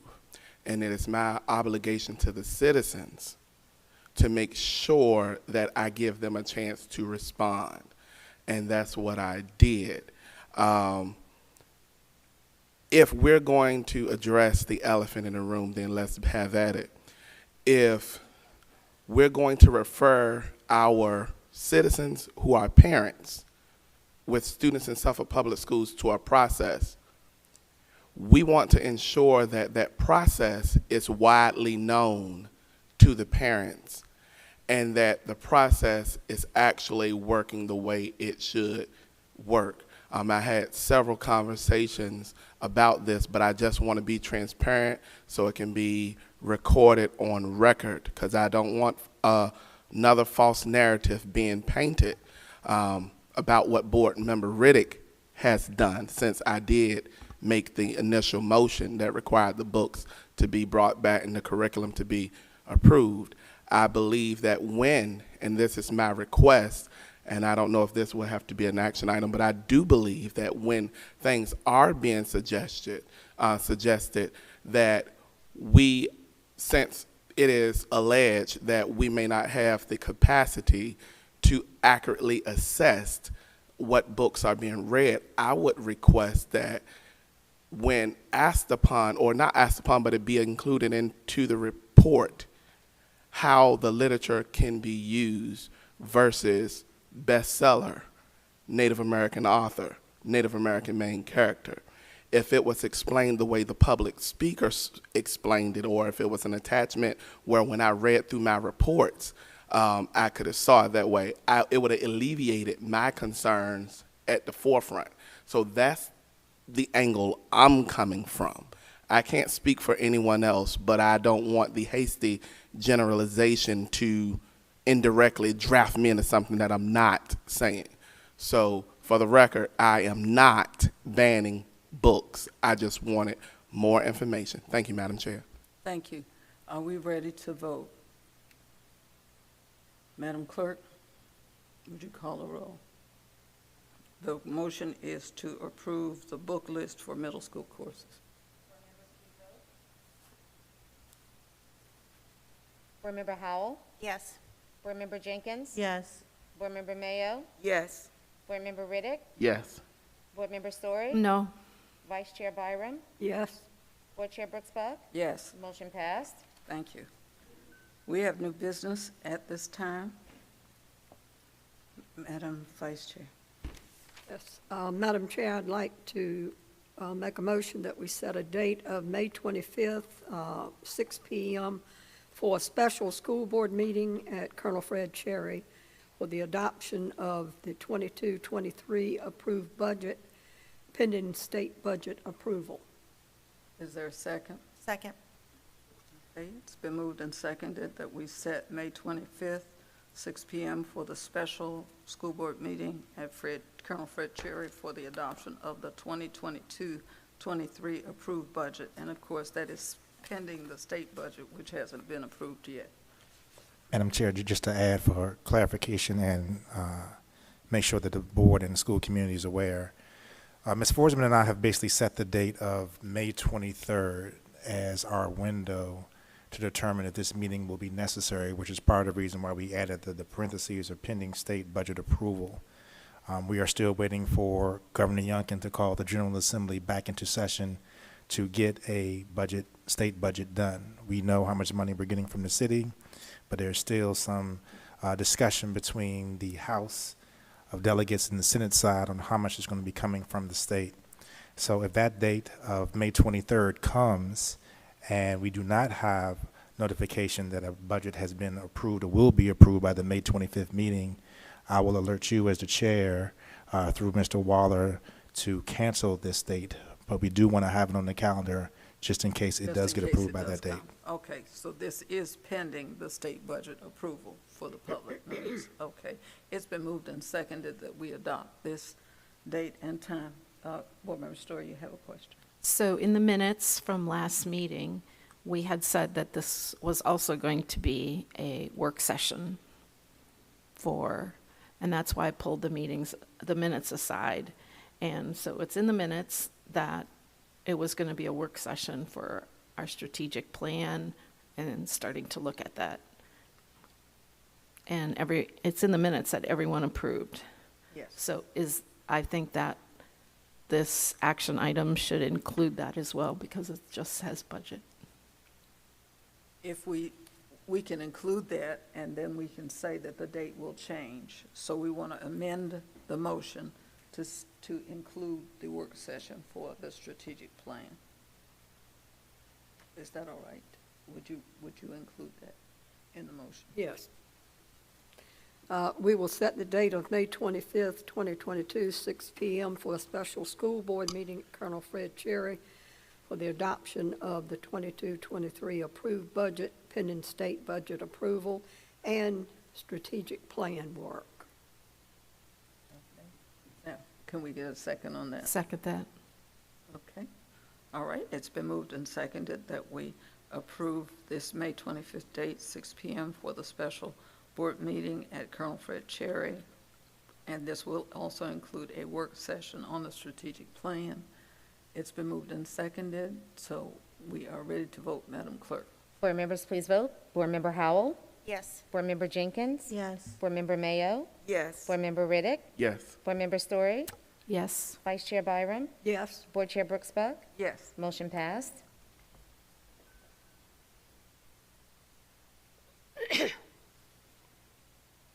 next item is the use of a facility for the Mount. Madam Chair, I move that we approve the use of facility for the Mount and Reverend Wilkins at Kings Fork High School. Second.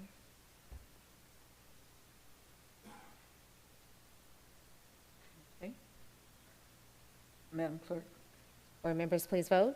Board Member Howell? Yes. Board Member Jenkins? Yes. Board Member Mayo? Yes. Board Member Riddick? Yes. Board Member Story? Yes. Vice Chair Byram? Yes. Board Chair Brooks Buck? Yes. Motion passed. The next one is the VDOE authorization of signature for absence of division superintendent extension. Madam Chair, I'll make a motion that we give authorization of signature and absence of the division superintendent to Dr. Branch and Dr. Brown. Is there a second? Second. It's been moved and seconded that we give authorization for signature in the absence of the division superintendent to Dr. Branch and Dr. Brown. It's been moved and seconded. Madam Clerk? Board members, please vote. Board Member Howell? Yes. Board Member Jenkins? Yes. Board Member Mayo? Yes. Board Member Riddick? Yes. Board Member Story? Yes. Vice Chair Byram? Yes. Board Chair Brooks Buck? Yes. Motion passed. The VSBA Excellence in Workforce Readiness Award. Madam Chair, I move that we accept the VSB Excellence in Workforce Readiness Award along with the program with Amidas. It's been moved and seconded that we accept this along with the readiness program, and you mentioned the MIDAS. It's been moved and seconded. Board members, please vote. Board Member Howell? Yes. Board Member Jenkins? Yes. Board Member Mayo? Yes. Board Member Riddick? Yes.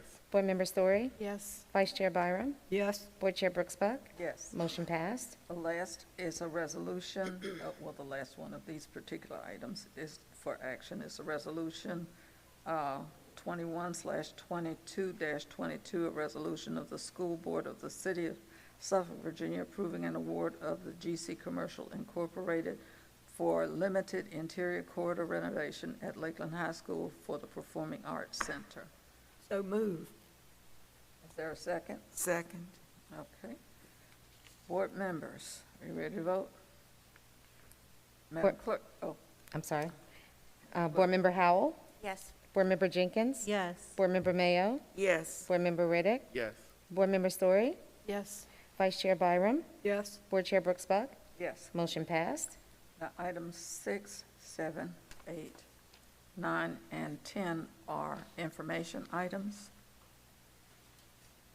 Number 11 is the budget, okay, which was removed from the consent agenda, and so that would be considered an action. And Board Member Story, you had a question. Right, I have a question about why we're moving $1 million from instruction to cover, to cover holes, sinkholes. I believe it was because we had quite a few sinkholes, but Ms. Forsman, would you address that for us? Certainly. Good evening, Board Chair, Vice Chair, Board members. The amount that we spent this year on sinkhole correction, is the best way to put that, is over $1,500,000. This is an unplanned expense. You can't plan for this kind of stuff. We don't have emergency funds. We're not allowed to carry forward funds. So this money has to come from somewhere. So as the letter states, we are going to take it from the vacancies and move it to the sinkholes to ensure the safety of our campuses. So how long have these sinkholes been around? Because I don't know what schools they're at. I don't know how many there are. Where are the sinkholes and why are they there? 90% of the sinkholes are at Kings Fork High School. There's a failing in the drainage at Kings Fork High School where the pipes were placed under the parking lot and down and through that campus, and we're having some major failures in that system with the corrugated pipe. So in the past, when we had small sinkholes, we would just simply fill them with dirt or gravel. That is not possible with these. We're having places in the parking lot that have begun to collapse, and we have been replacing with pipe. So we're actually fixing the problem in all these different runs that we're finding these sinkholes. So it is a rather expensive endeavor, but it will fix the system as we move forward. And the other 10%? Colonel Fred Various, Cherry yeah, Middle School, we've had some there. Mac-Ben. Mac-Ben. And John F. Kennedy as well. One of the things, Ms. Story, that we have discovered is the drainage system in many of the areas where our schools have been constructed was not done properly. We've had piping that has been put into place that did not have rock around it. We've had piping that's been put into place that was plastic and not metal. I have discussed this with you all at the June visioning in 2021, where we discovered around the Kings Fork baseball field, we now have parking lot. This is part of the reason, if you remember, why I mentioned that the Kings Fork High School turf field was going to be the last one to be done, because we had to make sure that we fixed these sinkholes. So this was actually, if we had to figure this out, an issue with construction and zoning that occurred when our schools were being zoned to be built. And the prep work as a part of the foundation is where we just discovered these areas. So to Ms. Forsman's point, in the past, we've used small amounts. But now, when we have an entire corner of a parking lot that was 6 feet less than everything else, it becomes a huge safety issue. And we're taking this money from the vacancies. And you can see here, we also had summer school salaries and benefits that we discussed with you all, of using that to make sure that we incentivize our staff to work. These are the main areas that we're trying to focus in with these funds. So at Fred Cherry, so you explained wrong pipes, not gravel, not put around them. Who was responsible for that? And are we not going to trust that builder inspection? How do we make sure, these are new buildings, how do we make sure this doesn't happen again? Who's responsible for that? The city of Suffolk. No, I don't think so. You might not think so, but it is. You see, we cannot take over a building until the city of Suffolk gives us a key. The people in the city of Suffolk are responsible for inspecting, approving, and giving us a key. The infrastructure, that has to be approved by the city of Suffolk, and they did not do what they were supposed to do. So the city of Suffolk, the city of Suffolk is responsible for these sinkholes, these. I didn't say they're responsible for the sinkholes. I think that's nature. They're responsible for not putting the proper the rocks around them, whatever is necessary to make them drain properly. The city of Suffolk was supposed to check that. That wasn't the builder who did that, because we were not supposed to, the building wasn't supposed to be put on top of all of that until all of that was checked out. And apparently it did not happen. So is this under the building, you're saying? Yeah, it's under the parking lot, under the building, in other areas. Didn't we have to pay a diver? We paid a diver to go underground, to go underwater. In the stormwater, yes, ma'am. Thank you, in the stormwater to get something done. So this was, yes. And so because it happened, and again, they have to give us the keys after they've approved stuff. Before you build anything, you know, the city has to, we get licenses from the city, and it seems real strange, we get the money, we pay them for a license to build something. But we do. So all of those things come in that way.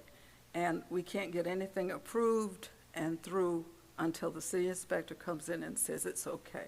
And that's how it got to where it got. But the bottom line is, no matter whose fault it is, we have to correct it now for safety purposes. Well, I think it is. We cannot have a huge sinkhole somewhere and people are walking around because someone will get hurt or something will happen. And so it has to get done. It's not a question of whether it can or whether it can't. It has to get done. It's a must. Madam Chair? Yes. And just to clarify, Ms. Story, I don't want you to think that this is the actual building, okay? This is the drainage away from the building, which is part of the reason why when you look at the drainage pipes, you have it going underneath the fields. You have it going underneath the parking lot. Our schools aren't in danger, but there's areas within the campus that we've had to mark off. We've had a diver, we've had a hole that was actually 10 feet deep that sunk between the football field and the baseball field at Kings Fork High School. And so what I've asked Mr. Napier and Ms. Forsman to do is we're not putting Band-Aids on anything. We're going to spend these funds to fix it because we really believe it can lead to other issues too. So Dr. Gordon, was, to the best of your knowledge, was this a lack of the city?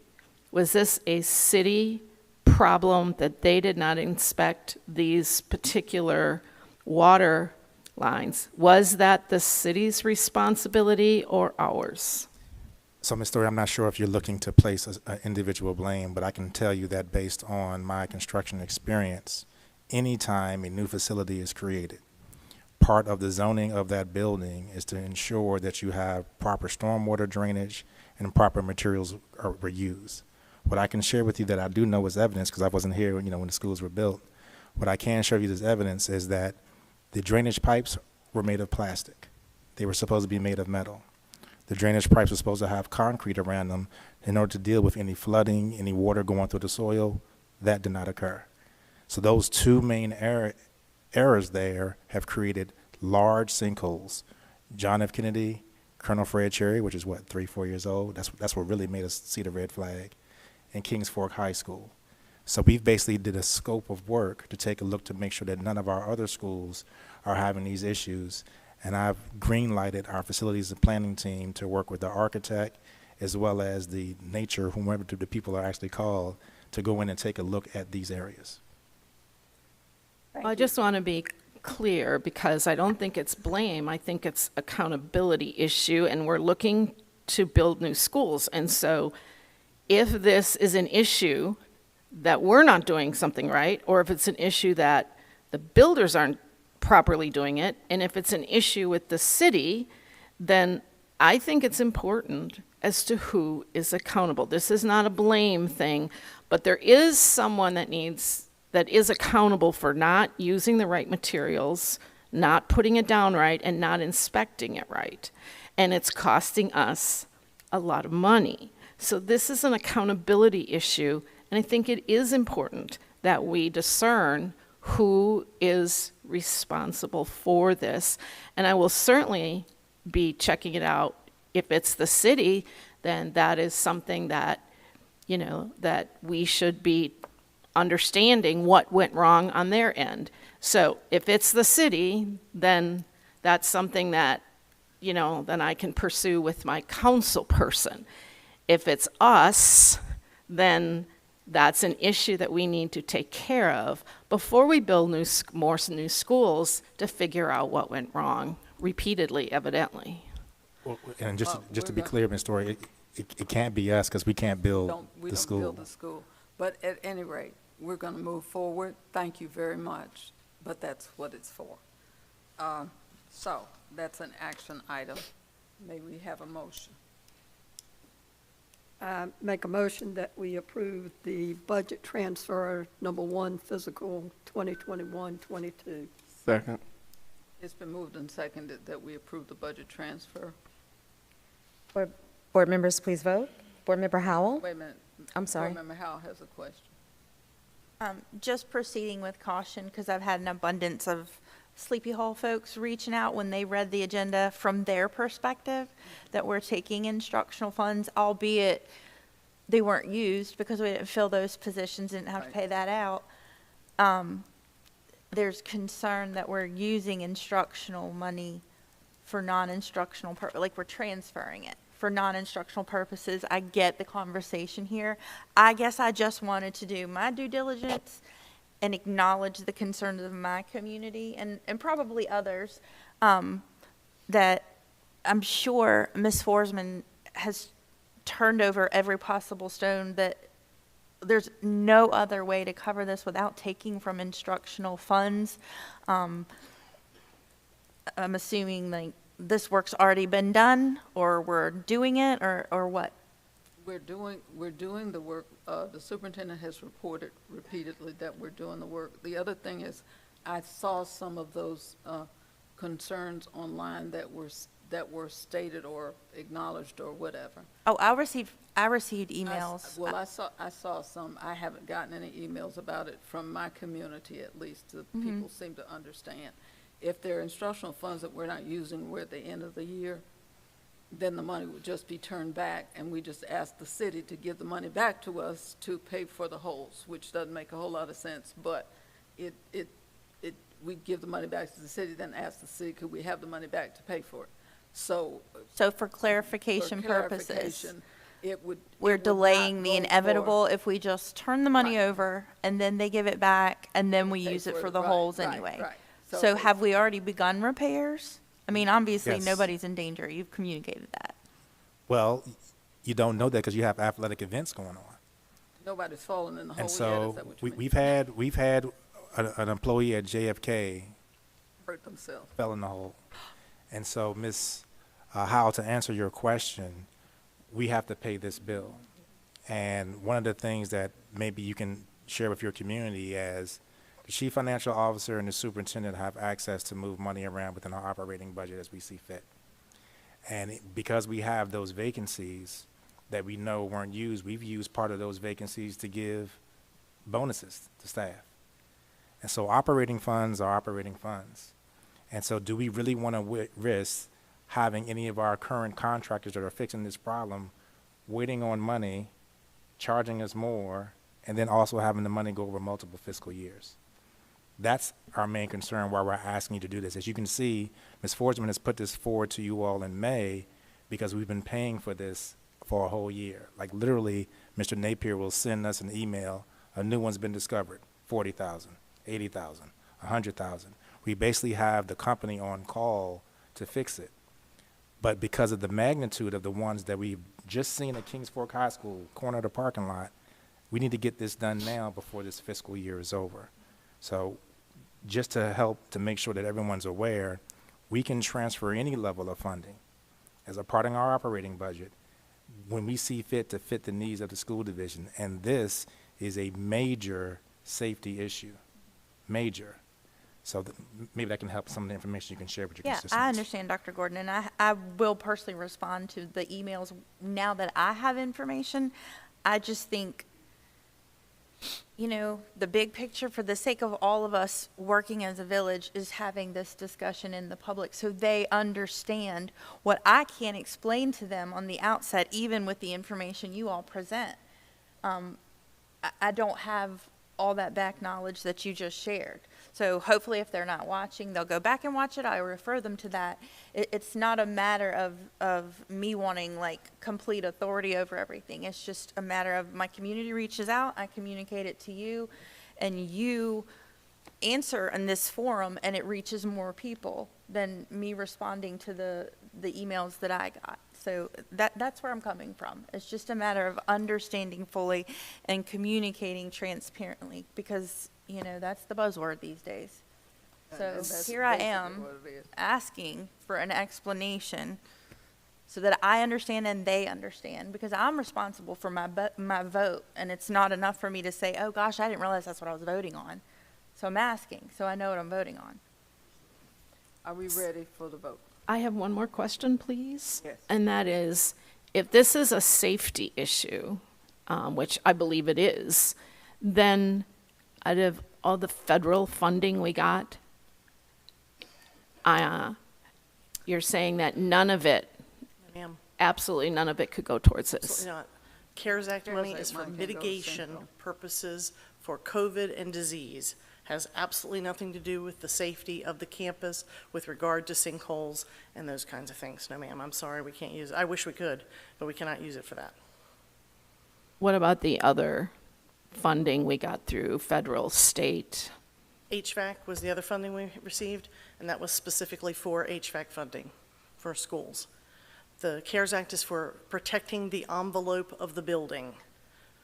Well, CARES money could go towards in classroom things as well. Right, but not sinkholes. Sinkholes and the actual campus of the building. Okay, thank you. Madam Clerk. Board members, please vote. Board Member Howell? Yes.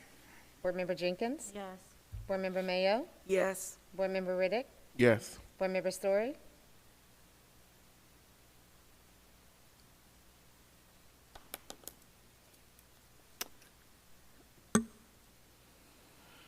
Board Member Story? I abstain. Vice Chair Byram? Yes. Board Chair Brooks Buck? Yes, Motion passed. thank you.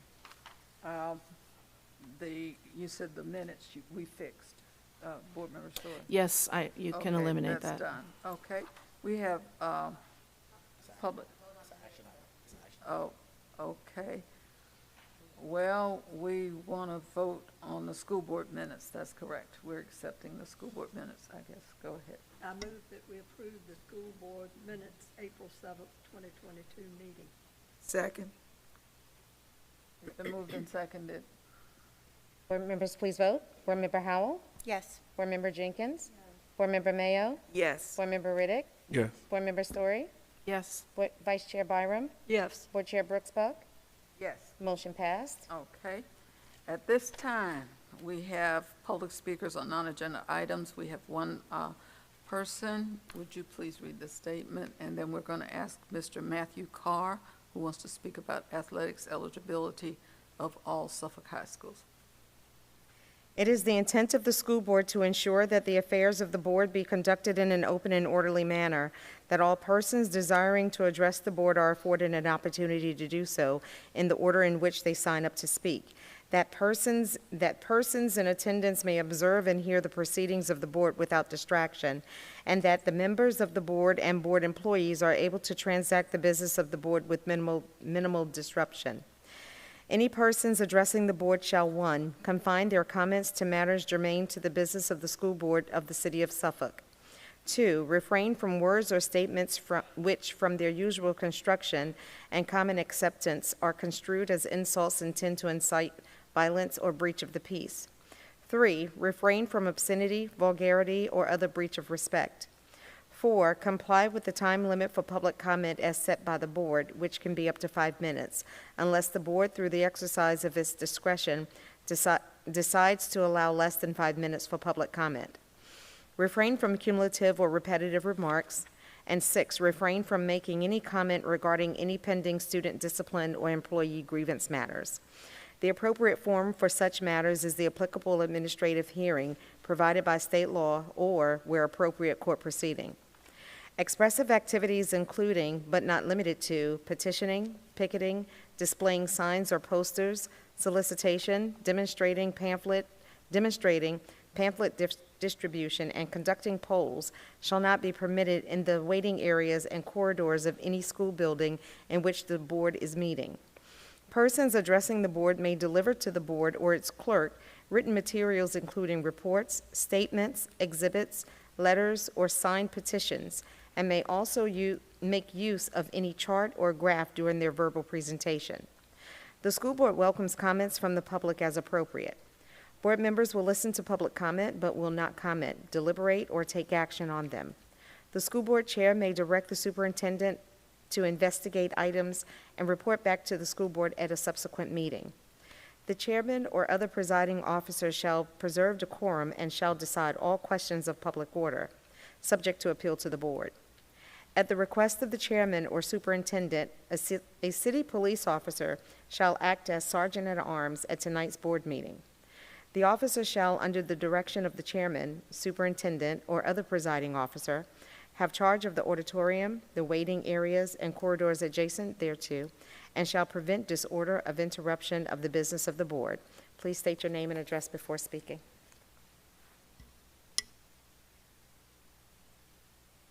Mr. Carr, Matthew Carr. Okay. All right. At this time, we will have business by board members.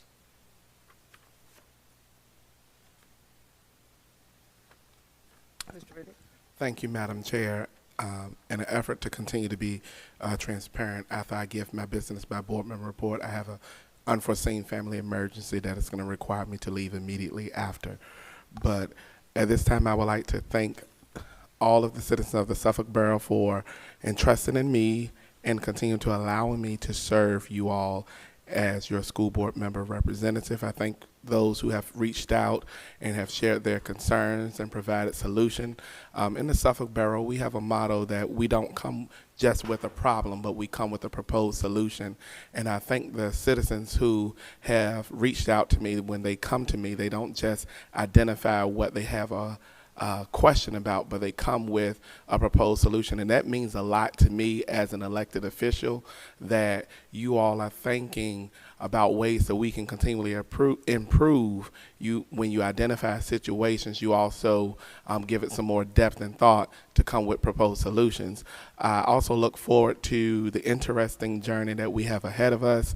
I just want to say thank you to Dr. Gordon and his staff, especially to those who are responsible for the student discipline report. It was a very informative report. It answered the questions. I think we are moving in the right direction, and I just want to say you all have a great day and look forward to continue to work with you to ensure success.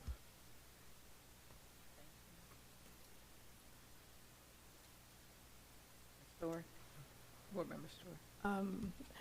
I was glad that we have honored all 3 schools, a lot of honor grads, and that's certainly a very successful part of our school system. And I wish and I hope that they all are able to achieve their very high goals once they leave here. I hope we've prepared them well for that. I want to say that I think that the board next year should, whoever that may be, come the organizational meeting, should reevaluate having a standing committee of the legislative committee.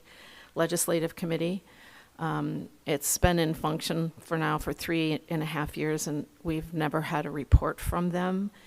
And so I don't see why there's any need to have a standing legislative committee that evidently does not meet, to the best of my knowledge. And if the committee members that are my colleagues, Ms. Mayo or Ms. Jenkins, if you have met and I am wrong, please let me know.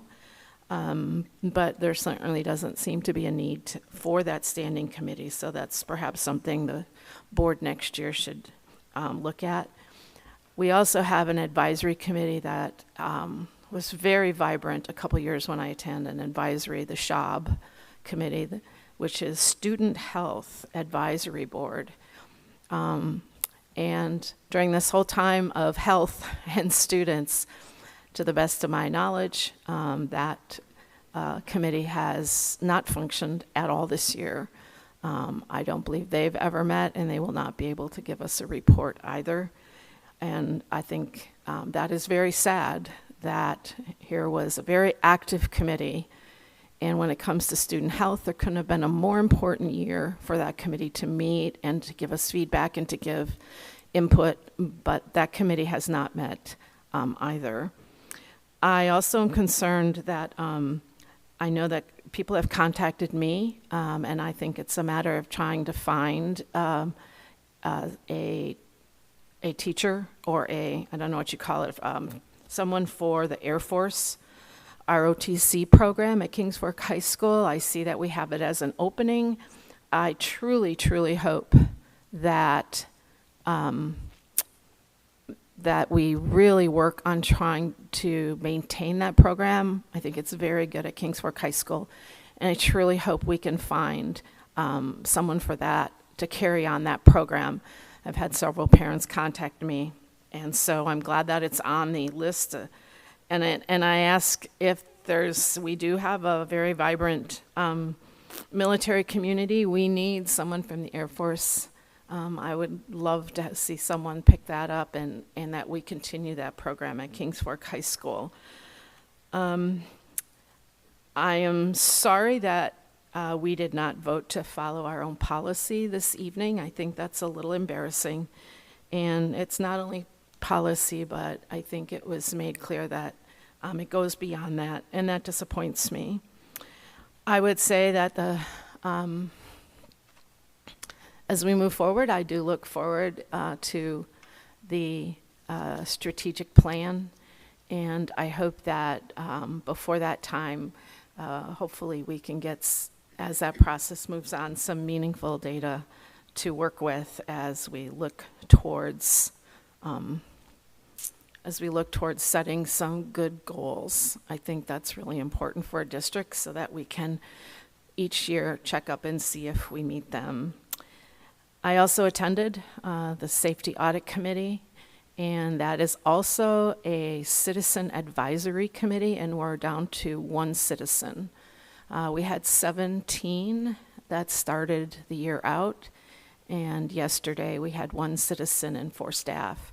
So I think the citizen advisory committees, we say we want the public involved, and so I hope that that is something that we can renew our commitment to, is to have these advisory committees vibrant and active and able to give us input from a citizen's perspective.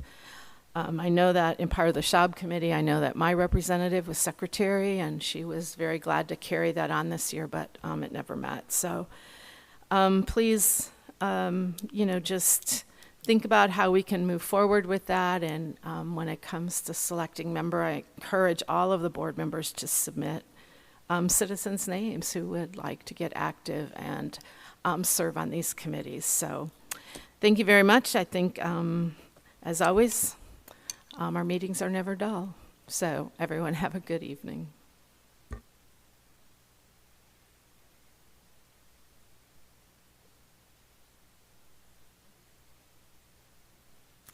Ms. Howell? I will keep it brief since it is late and the crowd has dwindled. Again, and congratulations to everyone who was honored tonight, teachers, support staff, graduates, and families.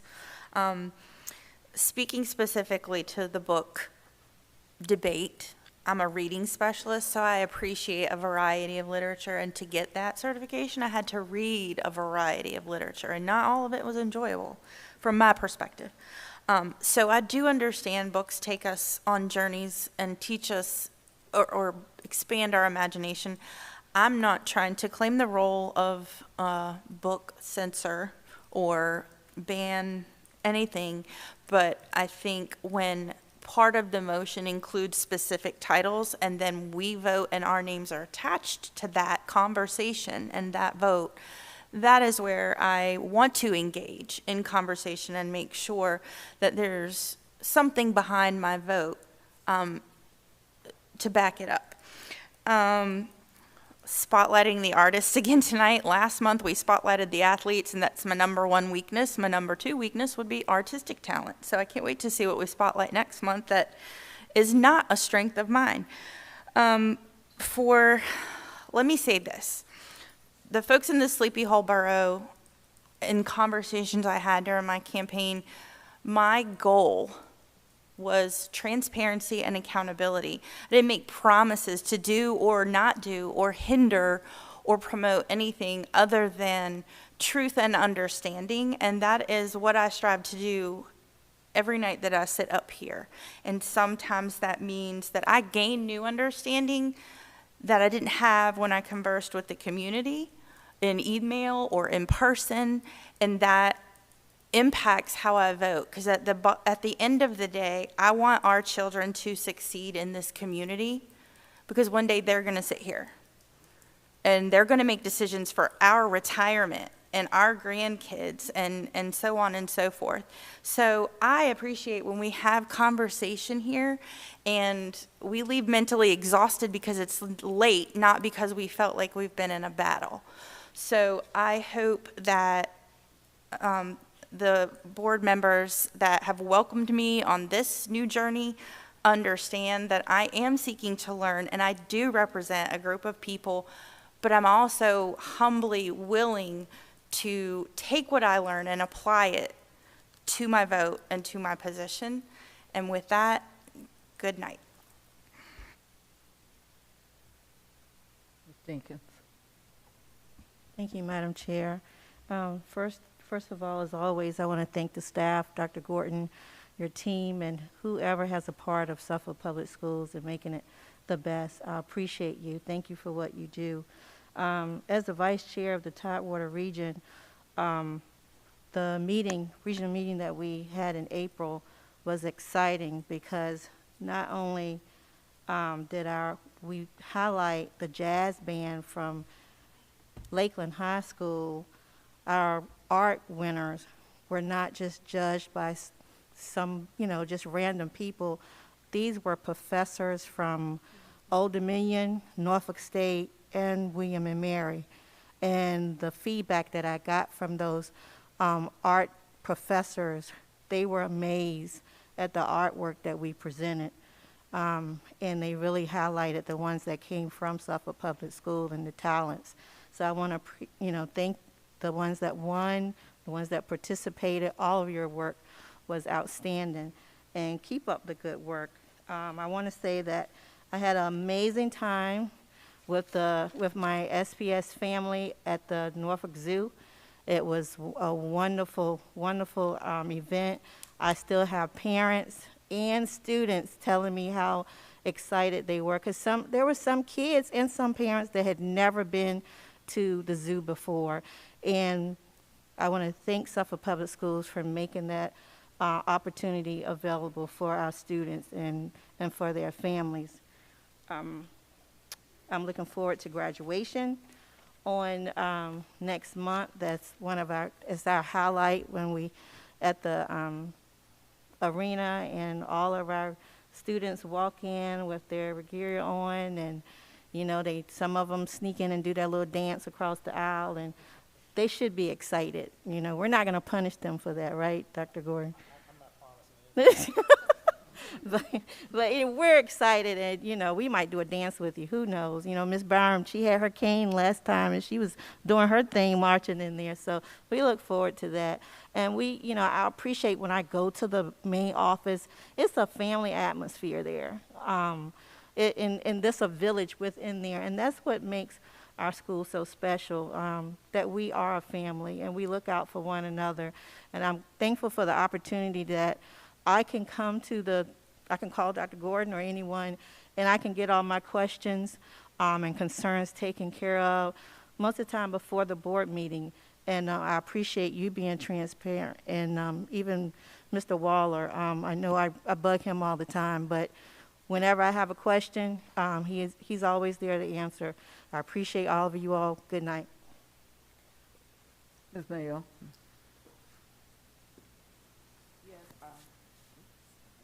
Thank you, Madam Chair. First of all, I wish to express my sincere thanks to the Suffolk Public Schools family, Dr. Gordon, the school administrative office staff, principals and school administrative teams, teachers and support staff, for all that you have done to ensure that our students are receiving the education and care that they so richly deserve. And I also would like to offer my thanks to parents, the school community, and stakeholders for your support, interest, and concern for our students. Doing some comments from Board Member Story, it was stated that the Legislative Committee had not done its work. I would like to address the fact, because Board Member Jenkins and I both serve on that committee. To give you history, in 2019, this Legislative Committee did not exist. It was not a part of the committees that are a part of our school board. The way we operate, we organize those committees during the organizational meeting, and we work on the calendar year, not the school year. So in 2019, it did not exist. In 2020, the Legislative Committee was formed, and at that time, Board Member Dr. Brooks Buck and Mrs. Jenkins both served. If you recall 2020, what happened? March the 13th, 2020, schools closed. We were in a pandemic mode throughout 2020. There weren't too many committee meetings going on or anything. We were just doing what we could to keep our students educated, and that was important. Then in 2021, when Dr. Brooks Buck became our chair, she asked me to serve on that committee along with Mrs. Jenkins, which I gladly agreed to do so. But in 2021, we were still in the virtual state, and we did not have any type of in-person learning until March of 2021, when the hybrid plan came into fruition, excuse me.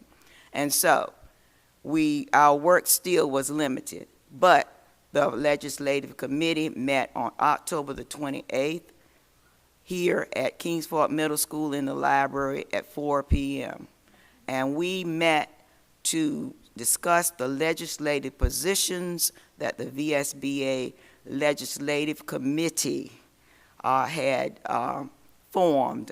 And we had to go over those legislative positions to discuss it with our board so that our delegate could make a decision at the delegate assembly for our VSBA annual convention that's normally held in November each year in Williamsburg.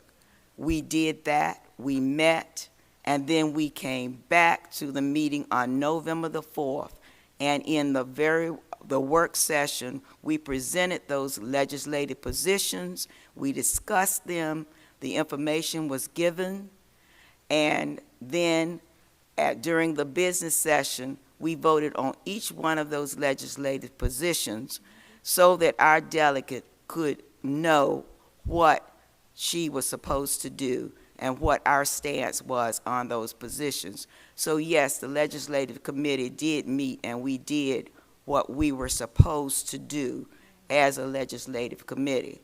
The information is still there. We had an agenda for the meeting. We had handouts, and it was given to all of the board members at that time. Now, forward 2022, the Virginia General Assembly is still meeting. A lot of the legislation, the bills are still up in the air. We're not going to meet until we are sure that we have something concrete to share with the board. When that time comes, we will do that. And then, of course, in the fall, we will be back with the legislative positions. So we are going to do our job, and this committee will function as it is supposed to function. Again, I want to congratulate all of those persons who received awards, the accolades this evening, and congratulations to our new personnel and these new positions. We are very excited. We have a great leadership team. And welcome back, Dr. Bird. We're glad to have you. Congratulations to our rookie teachers of the year and our teachers of the year. We had some great programs. We enjoyed those so much. I know I'm talking a lot, but I just want to give accolades to everyone. Thank you so much, Madam Chair, for the opportunity to share my thoughts and to make comments this evening. Thank you. Vice Chair Byron. Ditto, ditto, Ms. Mayo. I just want to thank Ms. Ward, our Community Engagement Officer, for saluting Maurice Fafana, one of my former students at Nansemond River High School. I hope you will continue, I challenge you to continue to find among our group, we have a lot in Suffolk Public Schools that are our kids that have now turned into professionals and are our colleagues. And I would like to see more of them recognized because they have given a lot to our community. So I challenge you to continue that because Mr. Fafana was one of my students. I was his mentor at Nansemond River, and I'm very proud of him and the part he's playing in leading the women's basketball team at Kings Fork High School. Congratulations to all those teachers who were recognized in the spotlight. All of our teachers should be in the spotlight. They are every day. I hear a lot of comments about different teachers, how they go above and beyond. We heard some of those this evening, how many of our employees go above and beyond the duty to help the students. And that's what makes us such a good family. And as Ms. Mayo said, special welcome to all those new administrators. I think we have chosen well.